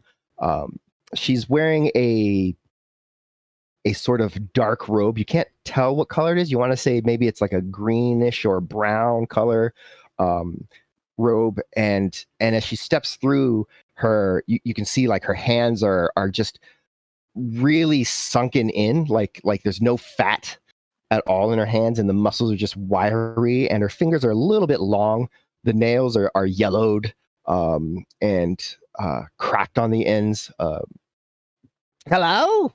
Who have you brought me, Yue? Well, hello, you must be Yue's auntie. Oh, yes, they call me Auntie Cersamegre. Welcome to my humble shop. Sarcophagus. Yes, nice to meet you. We're travelers with one of the caravans coming through. Oh, yes. Yue was saying that you have a shop. Yes. So here we are. This shop. Sell various concoctions and cater to the needs of many who stop in. Great. Do you have any calming herbs, to chill somebody out who has a very bad case of nervousness? Something for the nerves, you say? Very bad nerves. Is that all you seek? Well, I mean, that's one thing. I think we're pretty... Go ahead. Well, we could use, that we're helping with the caravan is what we're doing, and we could potentially use some herbs. If you can think of a potion that we could use to kind of coat our weapons, so that when we're attacked by bandits, which has been happening with great frequency, something that could debilitate them, make them fall down quicker, turn our knives into two knives, maybe even like. Are you seeking poisons? Yeah, of course. Poisons are great. It's a really rough world out there. You're really lucky to have all the walls.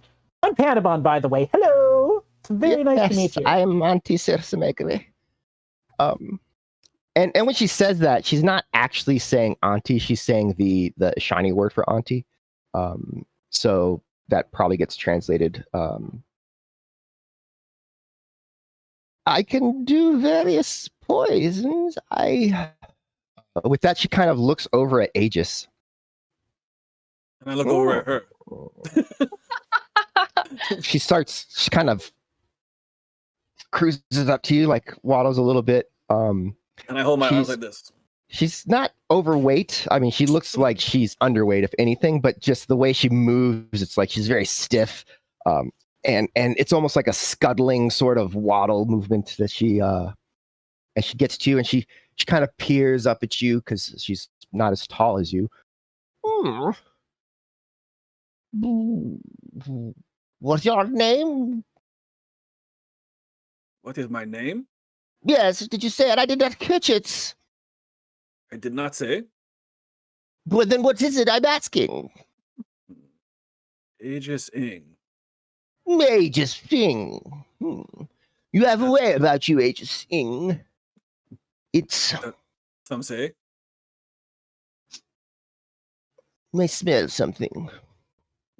That is probably the squid I ate on the way here. No, not squid.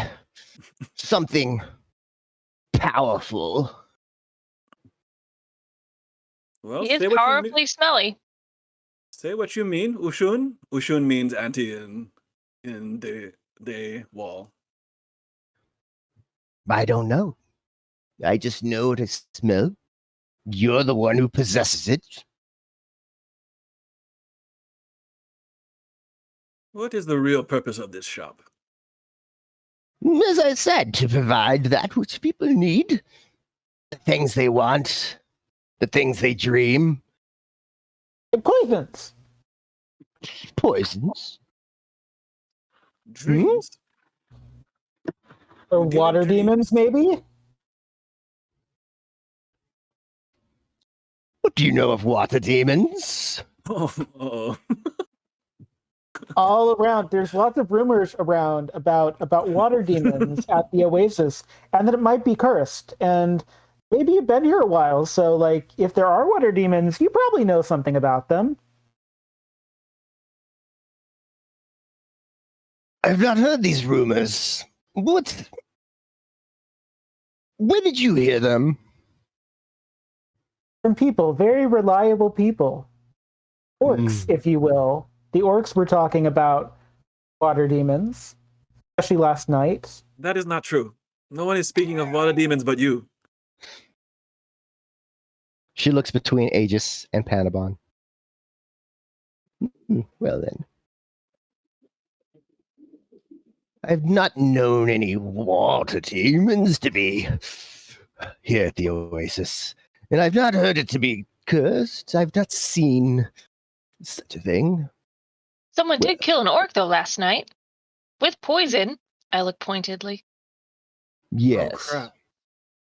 Yue did speak to me about that. So very unfortunate for the one.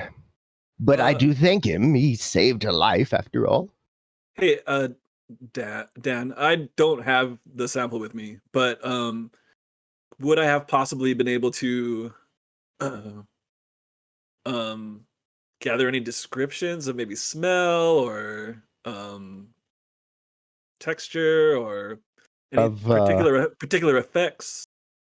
Of what? The poison that I analyzed the night before. Like, is there any particular way about the way he died that I would have remembered? Certain poisons do different things, muscular or just or whatever. You would say that from what you heard and everything that it's some sort of nerve poison, like paralysis, extreme paralysis, which of course then affects the lungs. So then I'll describe that to her when talking about the poison. Oh, I see. Interesting. Nothing of that sort here in this shop. Feel free to check if you think I might have had something to do with it. Well, I did not have that suspicion at first, but now that you mention it, is there any sort of local plant, animal of the sort that may have a poison that would do such a thing to an individual? Not that I've seen in my time here. I've been here a few years. The plants don't have any sort of nerve debilitating properties here. And mostly in the oasis itself are those damnable squid. But Andy, you said something interesting just a moment ago. You said that it saved a life? What do you mean? A man died last night. Oh, died saving you, eh? Oh, how so? As she tells me, if he had not stood before her and stood in the way, she would have been the one hit by this poison, you say? Poison. You think Yue was the target? I look at Yue. What happened? As she's turning, her eyes lock onto Rosalia. And she kind of peers forward.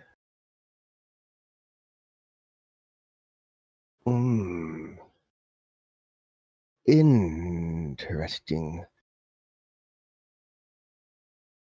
Tu Chitrota. And she kind of takes a few steps forward. The word is immediately recognized by Rosalia as the elven word for the elves of autumn, which is the ethnicity that Rosalia actually falls under. She is one of the Chitrotar, and it's an odd it's odd for anyone to have known it. It's not like you've spoken about it to even members of your party too much. How do you know my name, Auntie? Say again? How do you know my name, Auntie? Interesting. There was another who passed through here some time ago. Some time ago. How long? Months. Beginning of the year, perhaps. Before, just after. Was it a tribe? Was it a clan? Was it one or two? Just one. She was lost. Seeking her way. What was her name? I showed her a path.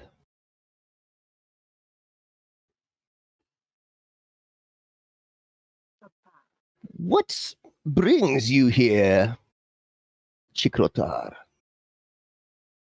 I'm looking for more of my kind, and it seems like you know or have met one before.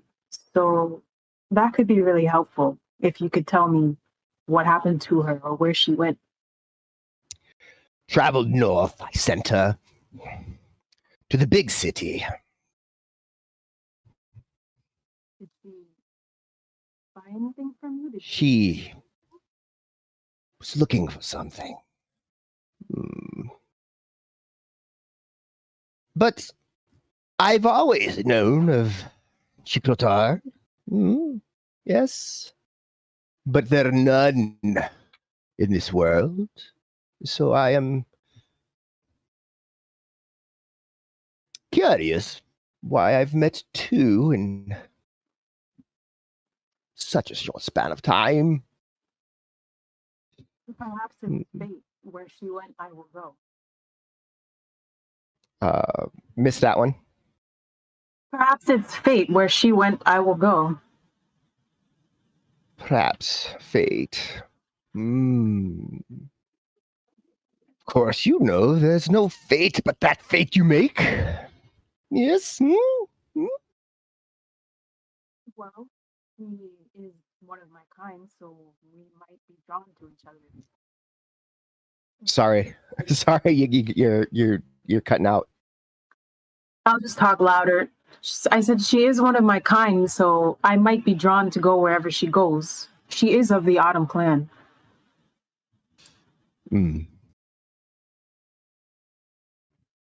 I could look into it. Excuse me, but how could you look into it? I have my ways.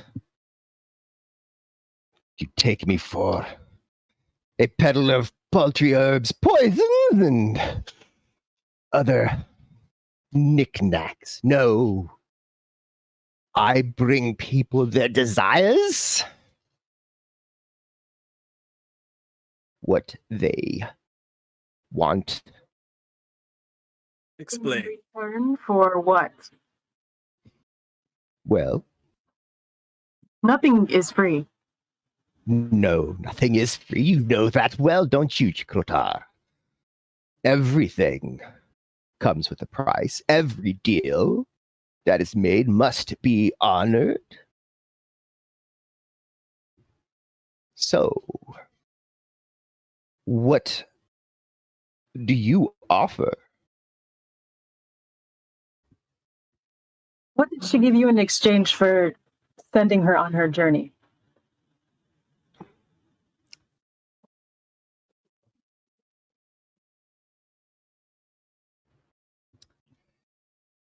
She had not much to her name, and so I took that which she could offer.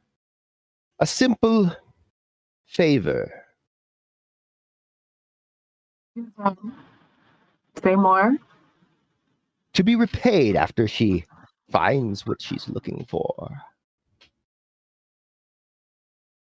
With what? I see you're shaking your head, Panabon.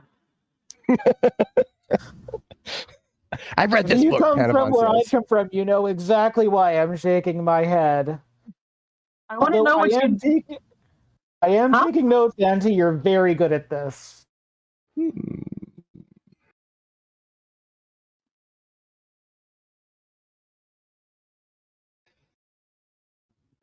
I pull out one of the rubies from our stone figures, and I hand it to Rosalia. And I say, maybe you can make a deal with this? Will you take this? This ruby? It's real. That is one of Chetra's stones. Intriguing. Who? Chetra, you have not met the Wizard of Suslam. Definitely not. No. Boy, we're in trouble. Oh no! I think we met the Wizard of Salem. Panabon just starts laughing, like, and just. She looks Panabon is over just at starting to Panabon. Literally turn white in the face, and So do I. just starts Oh boy, I'm gonna like laughing. stop. She looks at Panabon just losing it, and then Aegis, and then she just kind of joins in. Yes. Chetra, Oh no. wizard. Powerful. I just start I agree. miming. I just start miming the hand. I just start making the motion with my hand, and it's like I have to like leave the shop and just excuse myself because it's just too much. So you just watch the gnome just like chuckling and just leaving the room and just noping out, just going nope. We all watch you walk out, and then I turn back to the lady and I go, I don't get it. So tell us more about the wizard. Tell us more about the wizard. Chetra, he's the wizard here. He has the ear of the ruler of this place. Makes these moving rocks. Keeps a little puppet demon as a pet. Huh? You've seen him, I'm certain. I look at him. Yeah, I know who she's talking about.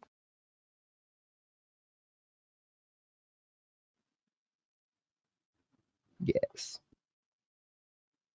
Oh, this definitely isn't one of his rubies. That's weird coincidence. Am I right? Definitely not that. Mm-hmm.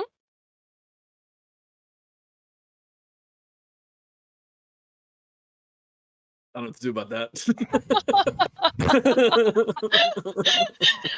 Well, I don't know if Dragonborn sweat, but Perunia's sweating right now. For this bauble, what do you wish from me? I want to know where she went and why and what you gave her in order to fulfill her journey. What assistance did she need? Because I want to find her. I see.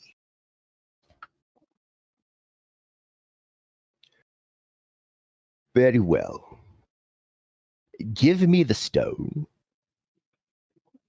Return tomorrow morning, and I'll have what you seek. You can't tell me now if I give you the stone now. It takes time to look beyond the veil. Yes? So there's some scrying involved. It's refreshing to speak to one of the Chikotad. Yes, you know well. I will return with the stone tomorrow, but I cannot give it to you today because an exchange for an exchange must happen at the same time.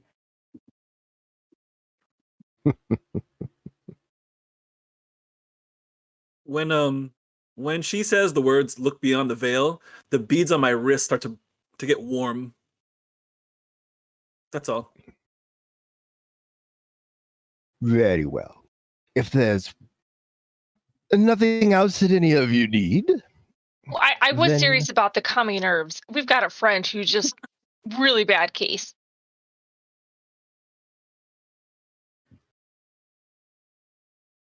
She moves to the back, putters around a little bit, grabs a variety of different jars, mostly containing plants, some containing questionable items, and eventually brings it all back up, puts it into a little mortar and pestle, and starts to grind it all together.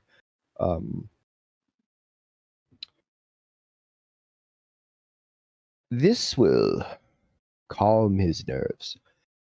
Not too much, mind.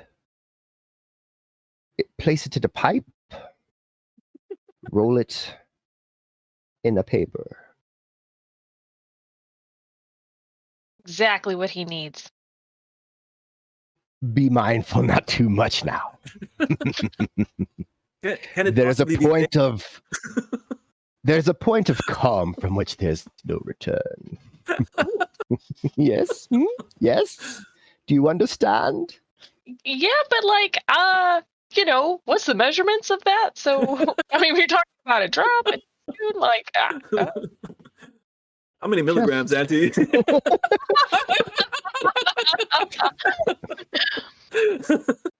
Just be mindful. As that's happening, I'm kind of taken to like browsing a little bit, and I turn around and I go, okay, I need this, and I give her a list of what would be magic components. That's a real purchase, Dan. Tell me how many gold or copper or silver I would need. She takes the list from you, her finger just kind of caressing the back of your hand just a little bit as she does so. I am not affected by your sexual wiles. You cannot have me, Oshun.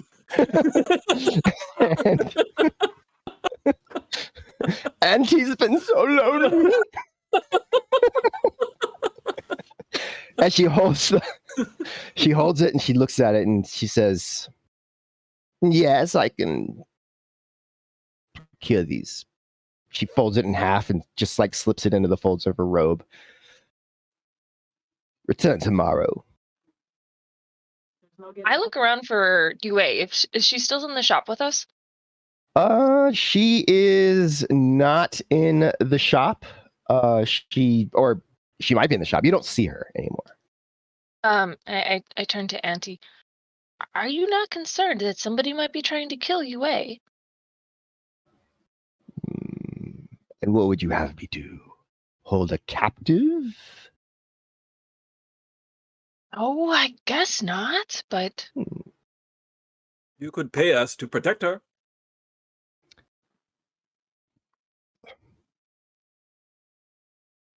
Could I now? I mean, we're pretty protecting. Look, I'm very big and strong. If it comes to that, if you do find cause to protect my little Yue, then of course I will be grateful and I can be quite generous.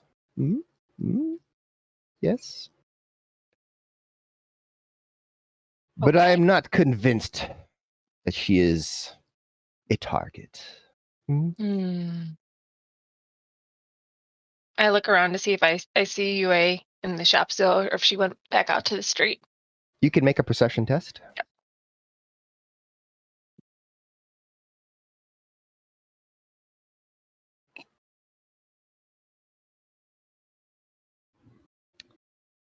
All right.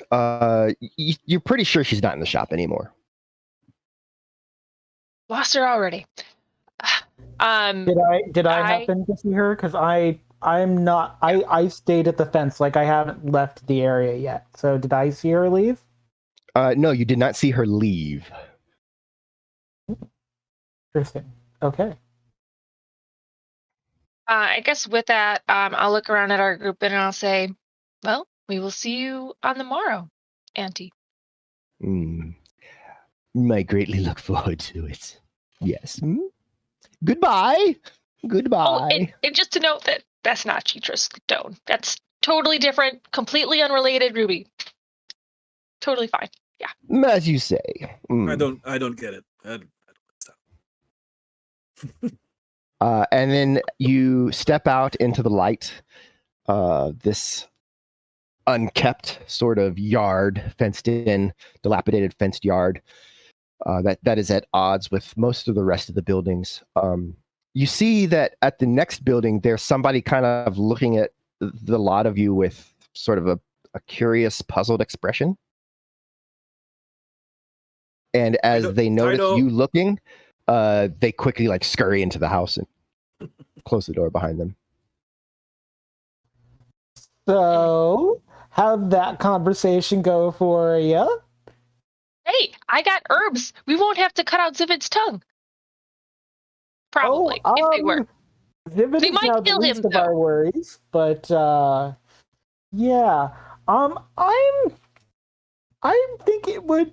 I think I might go see if Shay wants to get some lunch or something, because I think their time at the Oasis just got really a lot interesting. Are you okay, Rosalia? I know you have a lot more experience with magic than I do, but I think that Auntie just talks in circles, and whatever she's trying to hide from me about my friend that came through, I'll figure it out, because that's really the only reason I'm here, is to figure out where my people are and what we're doing. Part of the main reason why I'm here. So it's significant. If we can follow this lead, this could be amazing. Maybe if we can get her to tell us the truth. Yeah, no guarantees. Just be careful. There. She talks like a thief. Just be careful. She talks like... Give her her own truth serum, if she has any. She buy it like off her and then give it to her in a tea drink or something. Yeah. Witches and thieves aren't all that dissimilar sometimes. I hope that whatever bargain you end up making doesn't cost you more than you're willing to part with. It won't be my voice and it won't be my soul. So with that, you're heading back to the inn to see if you can.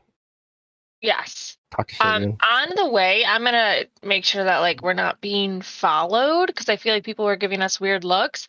And I'll probably wait till nobody's around us. But that teacher guy, Aegis doesn't seem to have a memory of him, so I'm gonna inform the group of that's the guy we saw you send a talking with he got the stone warriors from. So it sounds like this guy is making an army of these stone warriors, and also if that auntie tells him where we got that ruby, we're all, let's say, fucked. So yeah, we're totally boned. That's not even. He does not seem to have much respect for him. I would not worry. Yeah. But you don't have to worry about anything. You've got a god on your side, okay? So believe me, it's all jelly beans for you, sweetheart. It ain't jelly beans for the rest of us, as they say in Palakian. As you continue on, you do notice that there is a building that has you didn't see it before. You're kind of focused in on Yue when you found her. That there's the building that's just north of this palace building.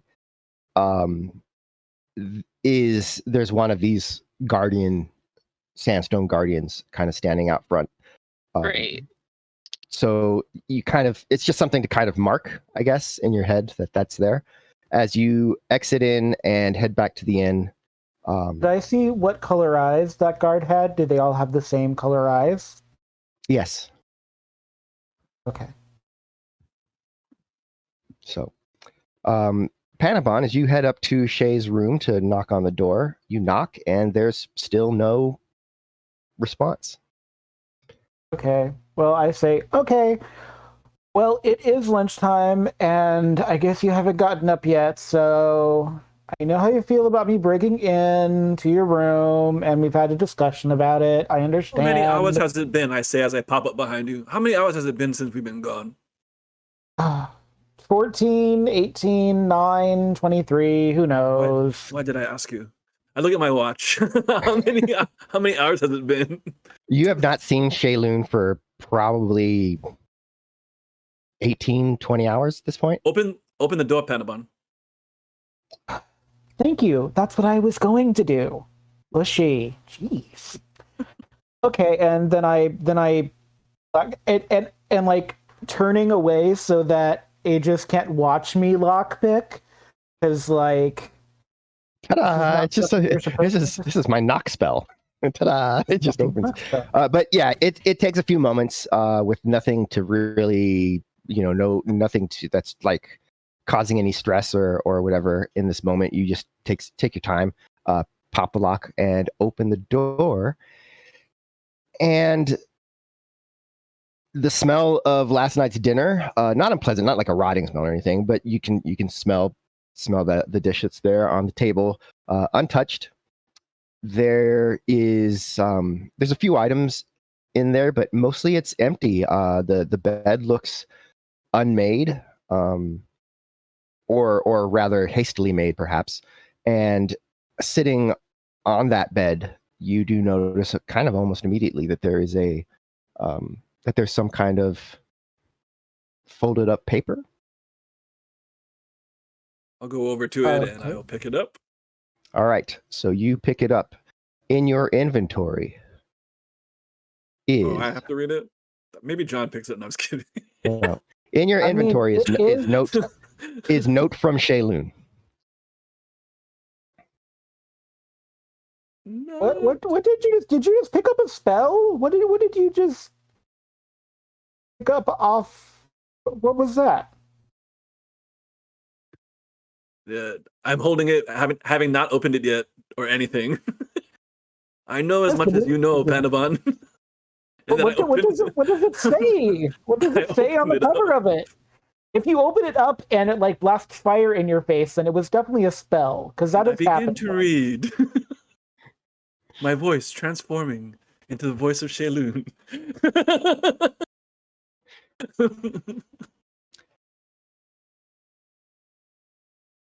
Or not. It's so powerful that you actually become Shayloon. She's gone, yeah. Sorry, I'm having some internet hiccups.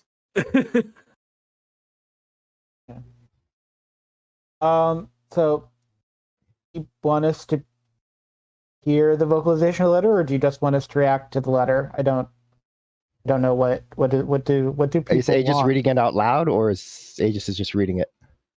Wait, is there actually a letter for me to read? Or Yeah, in your inventory is... I see it, but... a note. I see it, but what? Oh, there it is. If you're reading the letter, shield. The shield opens the thing. The thing that opens it so you can see what's in it, yes. Jesus. Dear Panabon, when we ran for our lives, we were trying to save ourselves. I wanted to save Shayloon. What? Well, that's what it says. I wanted to save Shayloon. In all the months we've spent together, I've tried adapting to so many changes around me. I've tried ignoring the thievery if it meant we would eat. I've tried to come to terms with the fact that metahumans could be evil. It's not just in stories I've read. Evil people sent monsters after us, and we escaped or killed the monsters. I've killed monsters to survive.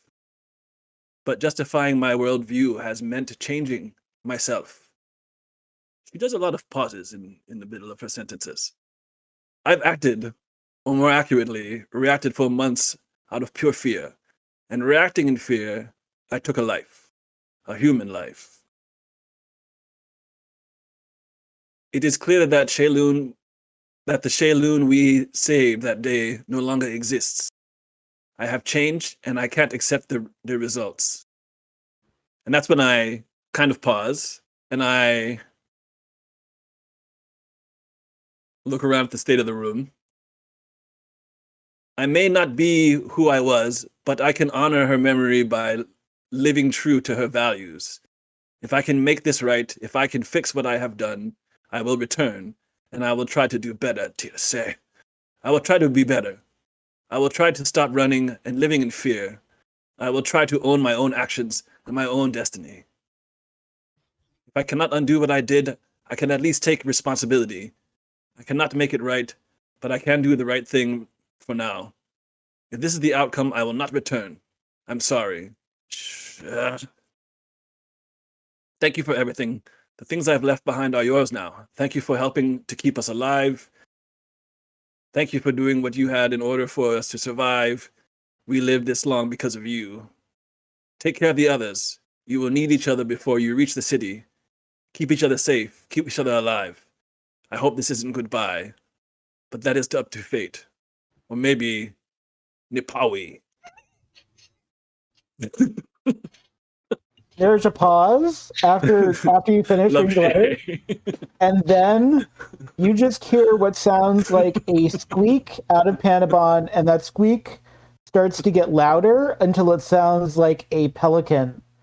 There's a sound that emits from Panabon that you've heard a bird make before, but it was like a bird at the highest level of distress on the ocean as a hurricane approaches.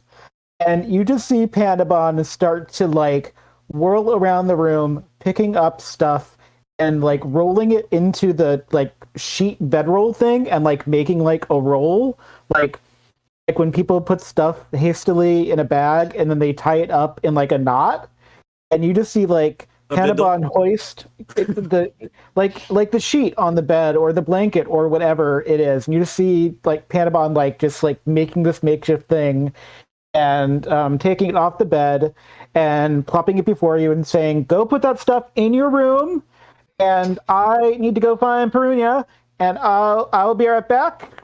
I think it's funny that you think I had that long of an attention span. So halfway through all that stuff, I've already walked down to find Perunia.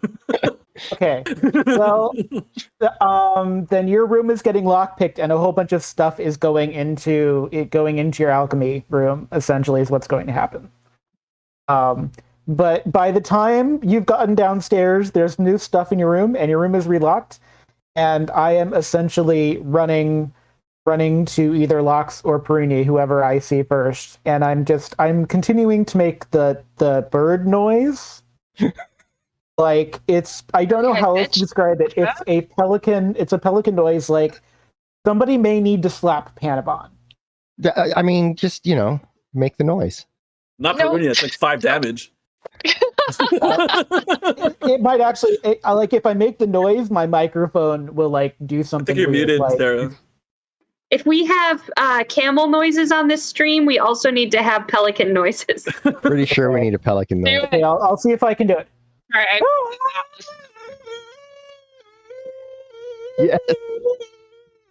Yes. That is the noise. So Perunia hears this, and I'm 90% sure that it's Panabon. So I get up in front of you. Panabon's what happened to Panabon? Shaylun has left.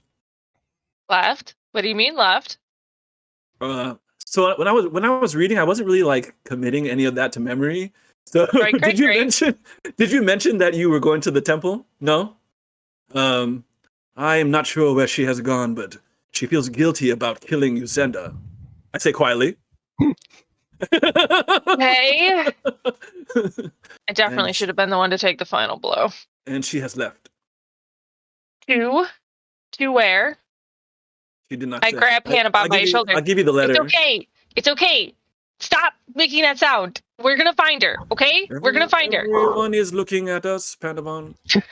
Yes, everyone is looking at you. Aegis? If you say There's my name magic 3 in the times, I will universe. appear behind you. There is magic in the universe. She is the strongest magic user in the universe. Without her, we are screwed. She's the strongest magic user. We are screwed. You do not understand, and you need to understand. This is bad. This is very bad. Okay. If she felt guilty, where would she go? Okay, calm down. Breathe. Calm down. She makes things right. Where would we go to make things right? The place that we went, the thing that happened, the thing that we did, the thing. Oh my God! Did she take back the magic thing? Maybe she thinks we need to return the magic thing. Maybe she thinks grave robbing is stealing. Oh my God. Maybe that's what she's really upset about. Maybe it is. Oh my God! It's too late to go back to. It's in your bag. Go check your bag, Aegis. Go check your bag. Do you still have the thing on the thing? This is too much. Why aren't you going somewhere? Okay. So we'll go back to the cave, and we're faster than her. Well, I'm faster than her. You might not be faster than her. You can ride on my back. We can get there.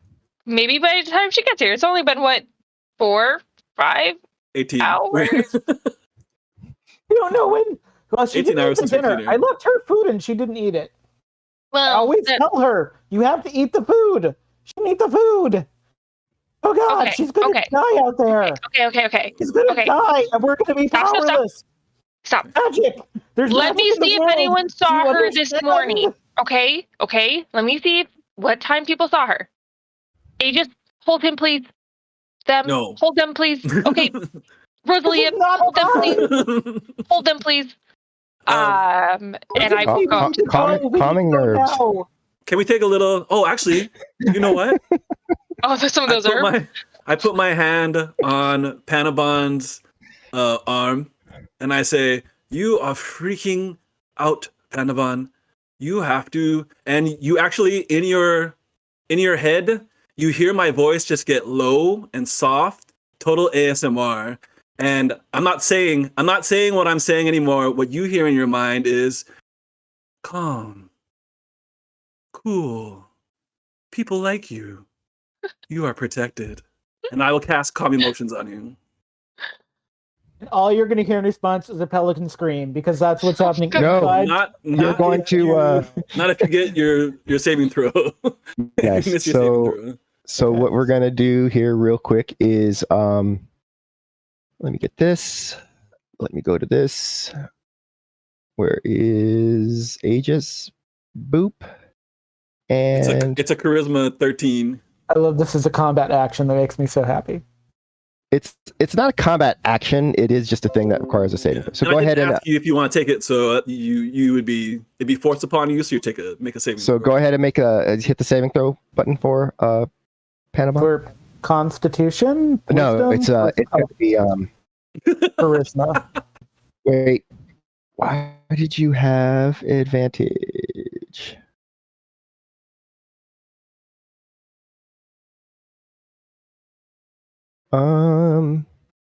I guess I'll figure that out in a moment. Is it a gnome but thing? It might be a gnome thing. I don't think it is, but it could be.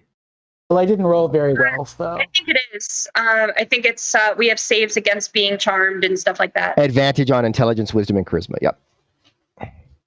So And then my voice comes back to normal then, since you make your saving throw, you're freaking out and everybody is looking at us. yes. Well, I'm freaking out because we're probably all going to die without her. And I don't know about you, but I've seen people come back to life recently. And let me tell you, I don't want to look like that. I like being pretty. And when I'm not pretty, I'm going to be very Brunia, angry. please don't take long with whatever. I go to the tavern now that everyone's probably watching us anyway, and I say, "Hi, did you see the female gnome with our party either last night or this morning? Maybe she got some food. It seems she's headed if out." you're asking the bartender, Yeah. he does nod. Oh, the young lady gnome. Yes, she. Just prior to sunrise, she came and procured some food, and then took it with her as she left. Yes. Also, filled her water skin. So, I've not seen her since. Thank you. I calculate the time in my head since then versus now, and it's probably been about 4 or 5 hours, Danny. About 5 hours, yeah, you'd say. Okay, go back to the group. Okay. Grab your packs. Sounds like we got a walk to make. It looks like she's got about a 5-hour head start. Which does mean probably that she will get there before you do, but if you almost run the whole way, then you not too much ahead of you, but because it's a 6 to 7 hour journey, so she's only got like another 2 hours left. Well, we can take our camels though, right? It's not that much faster, but yes, you could take your camels. They will lope a little bit faster than you walk. Mr. Lux, we need you to track Shaylun's footprints. Sure thing, y'all. I'm a cowboy. I could do that. I could track. Randy's gonna kill you. Thanks, I love it. Rootin' tootin' shooting. God. I am sorry, Randy. Rootin', tootin', shootin'. Okay. All right. So with that, T-shirt merchandise one day. I just want to let you know. So with that, you gather what you need. If you decide to take the camels, you are able to get them and start heading out to catch up with Shaylun. We know what that journey looks like. So what we're going to do right now is we're going to move to Shaylun. It's a few hours later, and moving through this Badlands area, you eventually reach the cavern that the temple is in.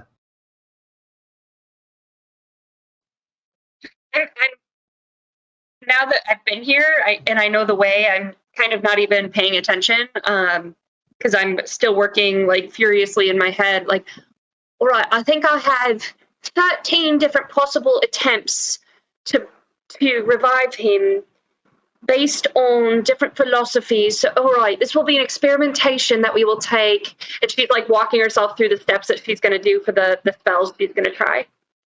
You have a gum Okay. scraper?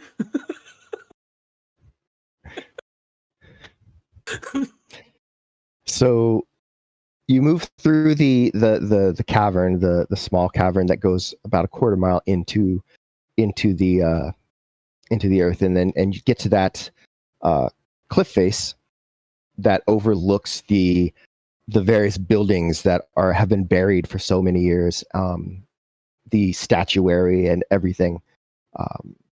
You do need to make your way down. I assume we took the rope back, so I guess I will make an. I kind of stop and like shake my head of all my strategizing and spell theory, and I'm gonna go. Right, how did Perunia do this? And then kind of try to like mimic her pathway that she took, going when she went up. I'm going down, so. So you're going to attempt to climb down. Yep, with my -1 strength. All right. One moment here. Let me do a quick thing. I know you said it wasn't a huge wall, so. Yeah, I mean, if you do fall, you probably will not die. Probably. I want to save the spell slots for everything I'm going to try on using those. So. Okay, so here we go.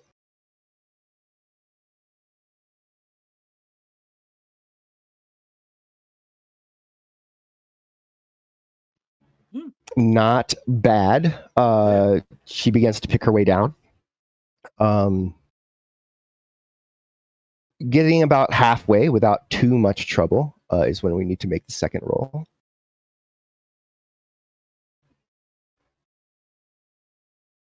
All right, so about halfway down the second part of the climb, she does slip and kind of tumble down to the bottom, where she does take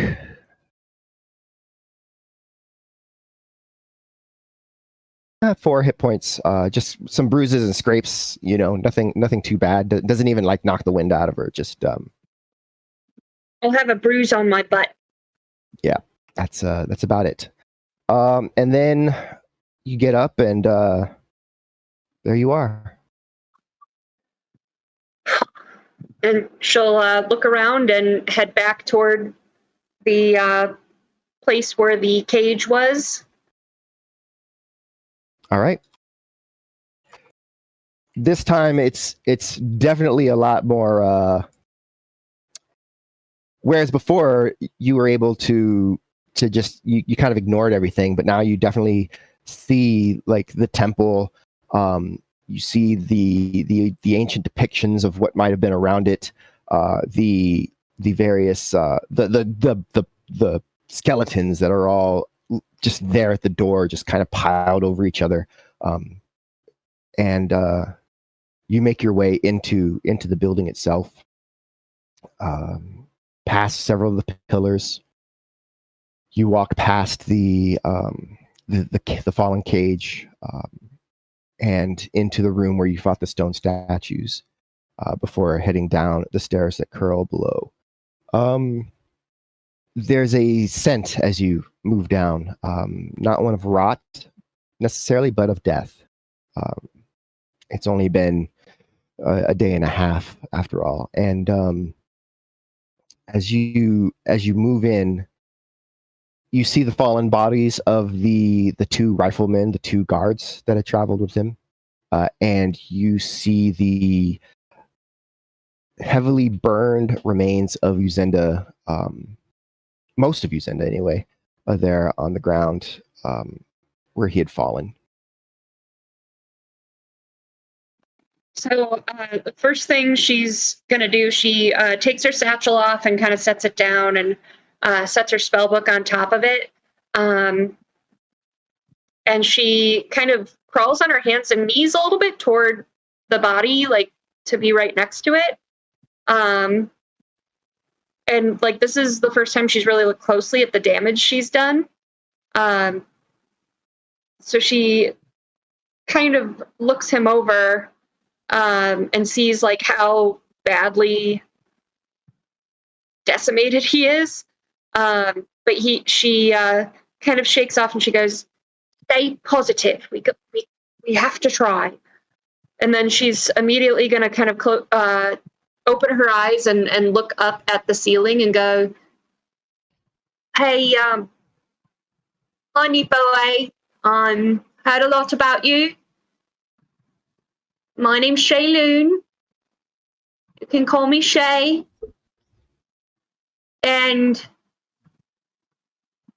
I've seen what Aegis can do, and I'm gonna try to do some things because life is important, and I'm sorry for what I did. So if you're out there and you can hear me and you want to maybe help or point me if I'm doing something wrong, but I'm going to try to replicate what Aegis did. And I have a few other ideas too that I wrote down. I could tell you about them if I appreciate the help, and please help." And then she looks back down and her hands kind of hover before she like sets them on the charred body, and she begins to try a lot of different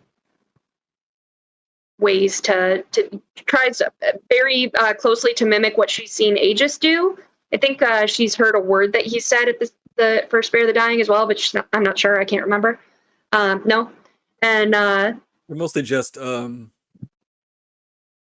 well, they're not pleased. They're commands to Nipoe to do something.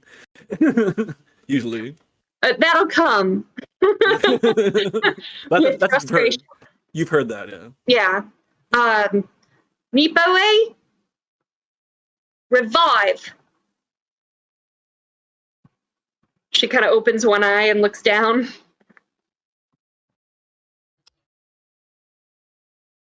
There's as you were making your supplication above, you did notice that there is a lot of muraling on the ceiling. Nobody had looked up before, really, to check that out. And so when you do you do notice that there is that there. You weren't necessarily paying attention to exactly what it was, but that's just sort of a note for you in a moment, if you want to make use of that at all. Of course, you say that, and your voice echoes sort of throughout the chamber. You hear a voice kind of call back, but then you realize it's just the echo, and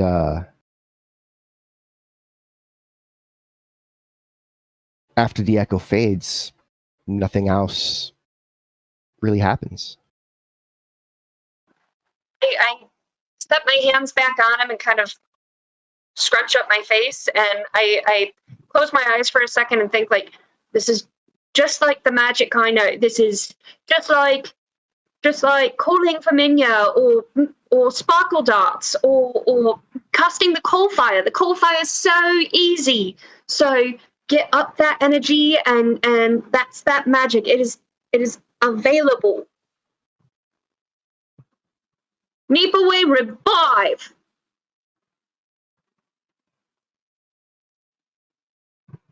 Again, silence. All right, we didn't expect it to get it right on the first time. So, right, and she starts. She pulls her satchel closer and opens her spell book and starts looking at her notes she made while walking. And she starts a second attempt. So she, rather than pulling from within her, this time she's really going to pull from a god in the heavens. So she's going to look back up in the ceiling, and maybe that's the time she really takes a better look at what's up there. Okay. Give me an investigation check for this, as you take a moment to really look at what's happening.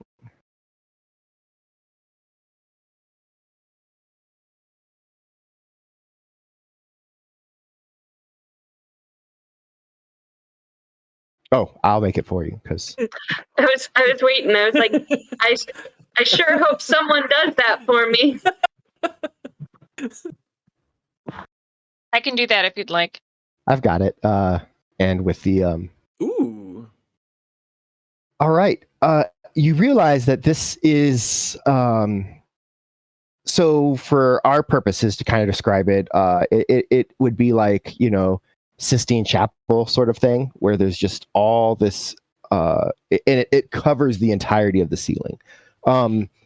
And the part right above where you're at, it shows a man standing with his arms are out to his side, like this, as if he's raising something up.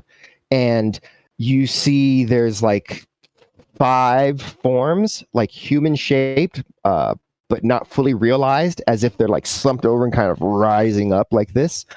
And there's a lot of red and yellow bands around this one figure, as if it's light, that is emanating off. Like that's the style of this sort of mural.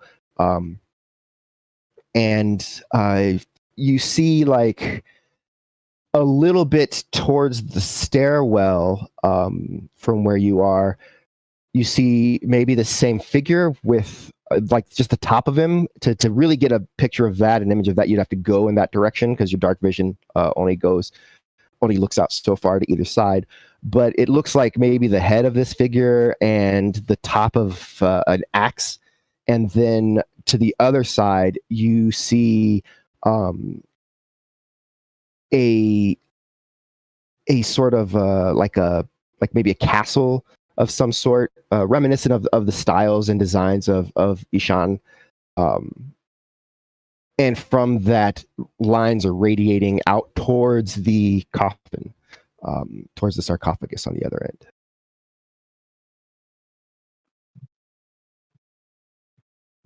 She kind of looks up and looks at all, and her mind's working, but she shakes her head for now and looks back down.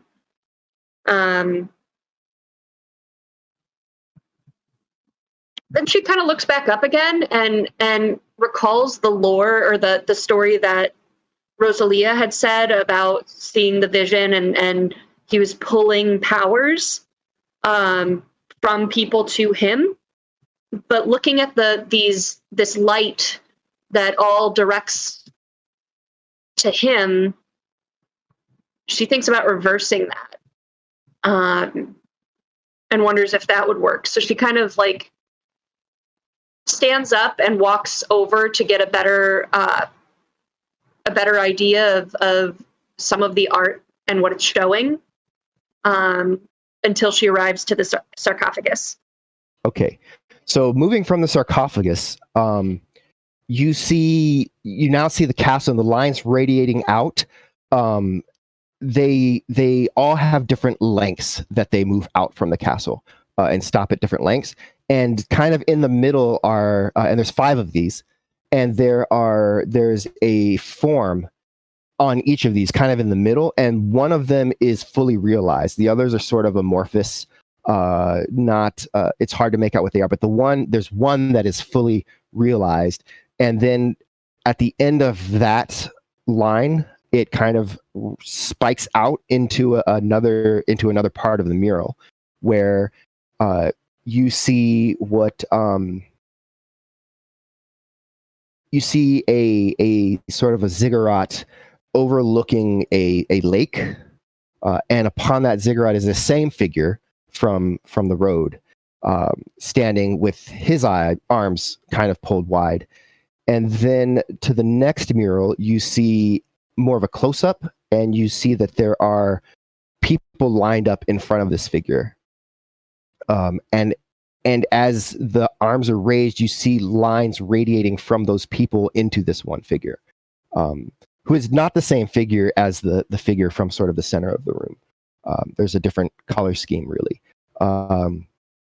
And then the next part of the mural depicts this individual standing like a giant, as there is a clash between as you look and actually shine your light up there, you can tell that it's between men and elves that are locked in battle, and that the figure, this giant figure, which now really reminds you, as you get closer to the sarcophagus and the way it looks, it must be that same individual.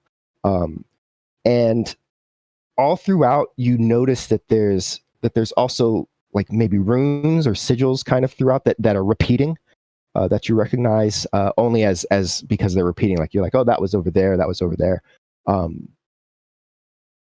But afterwards, there's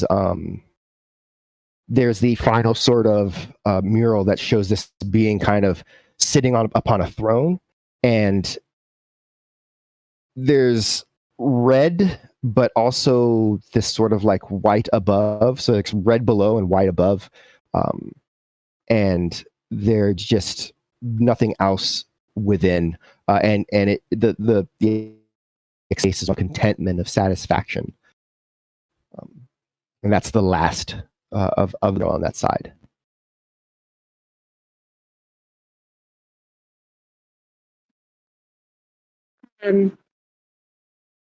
She scrambles back to her spell book and scrolls the runes, the symbols of the runes into it. And then she says, she looks at Uzenda's body and goes, "Worth a shot." And she's going to take that same pose and try a couple things where she like tries to summon an energy to cast it out toward him, and also like she'll attempt tracing the runes in the air in front of her, but she'll kind of think through the different images and like try to adapt different things from each of the images that she's seen. What emotion is she sort of channeling at this point?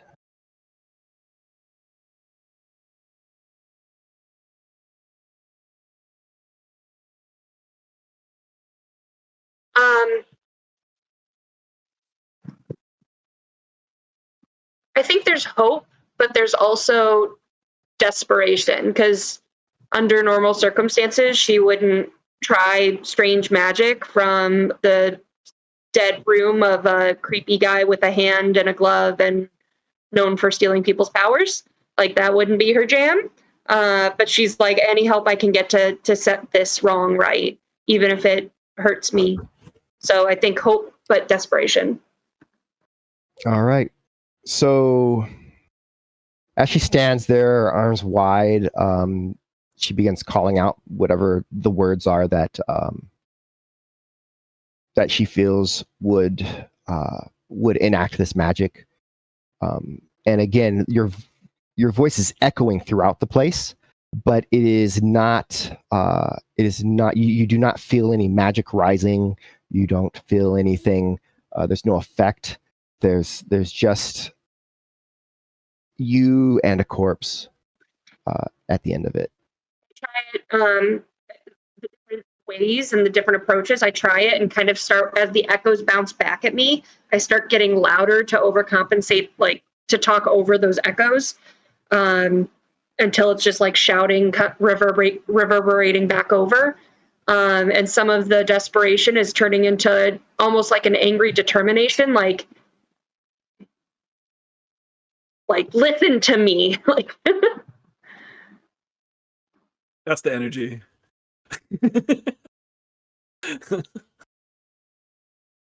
Make a wow. You will make Annie, make a since I'm making them. We're gonna start with a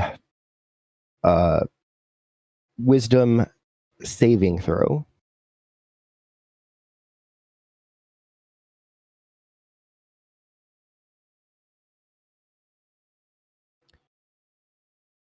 All right.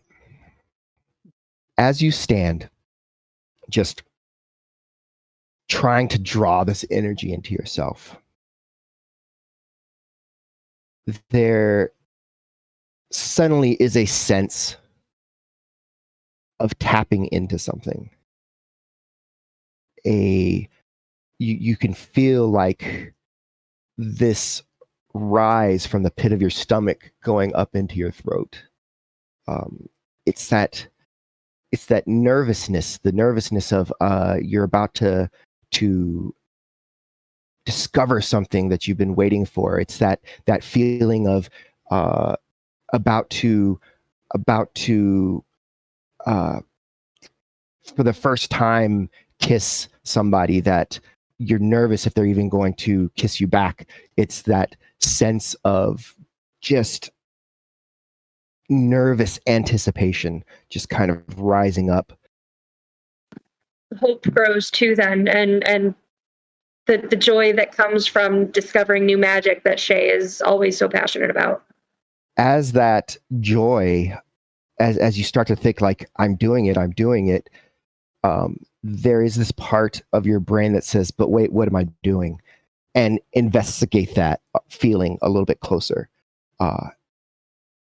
And there you sense this malevolence behind it, this darkness, this thing that just wants to twist and corrupt anything that it can, that is coming in with this power.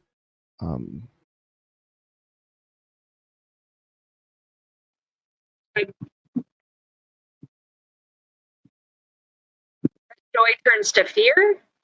And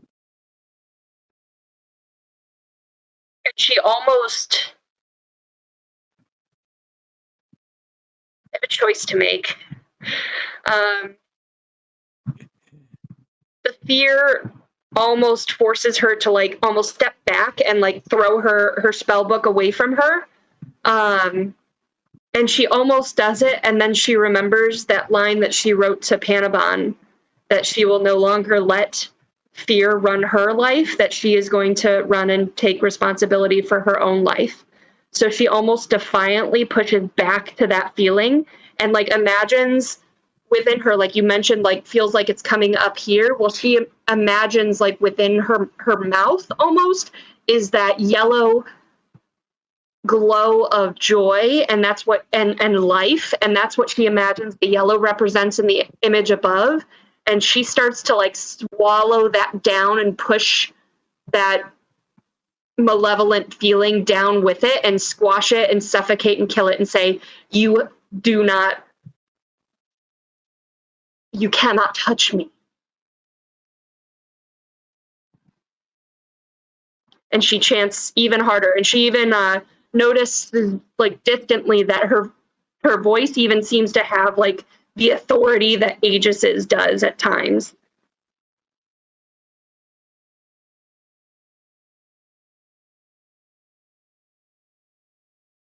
As you are shouting and trying to take control and maintain this hold you have, or to take hold of this feeling, this sense.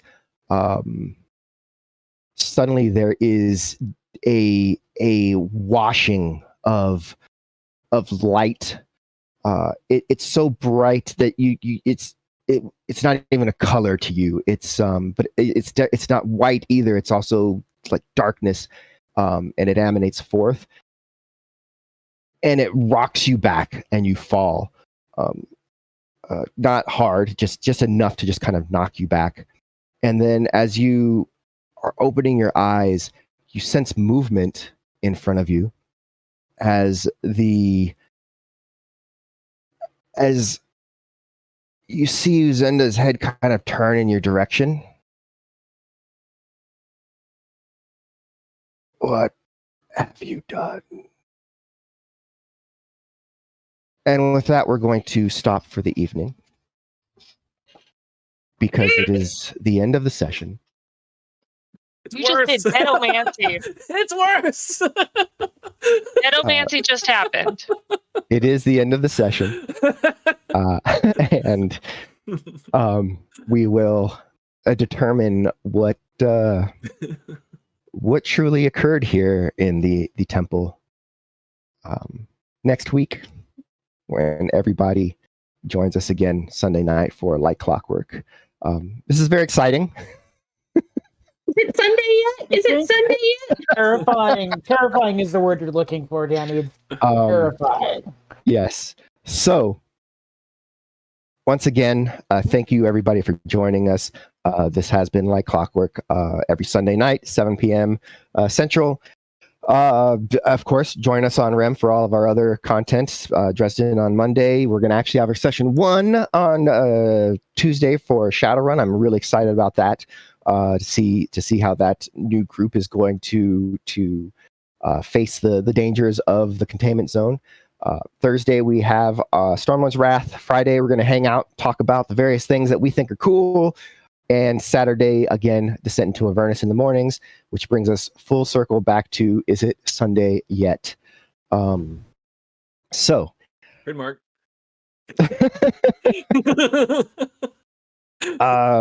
Yeah. Once again, it's been an absolute pleasure. Thanks to everybody. Is your thing still going on, Leah? The Maxim thing? No, I think 2 blondes beat me. Of course, had to beat blondes. Boring. At least everyone that was supportive. Yeah. Well. I mean, you got pretty far though. That must be fairly exciting too. After a certain point, it becomes a money thing. Yeah. So it's LA, it's money, and not everyone has money. So I'm happy that there was people that supported me. I'm not like, right. It is what it is. But go blondes, because they're the ones at the top right now. So yeah, gotta give them props. Have your fun. So yeah. Well, with that then. Thanks everybody again for joining us. Thanks everybody for the cast for being here, and thank you Tom for running the tech and making sure that Tom. We keep everything going. So yeah, with that I'm going to say goodbye, and we'll see you next week. Same time, same channel.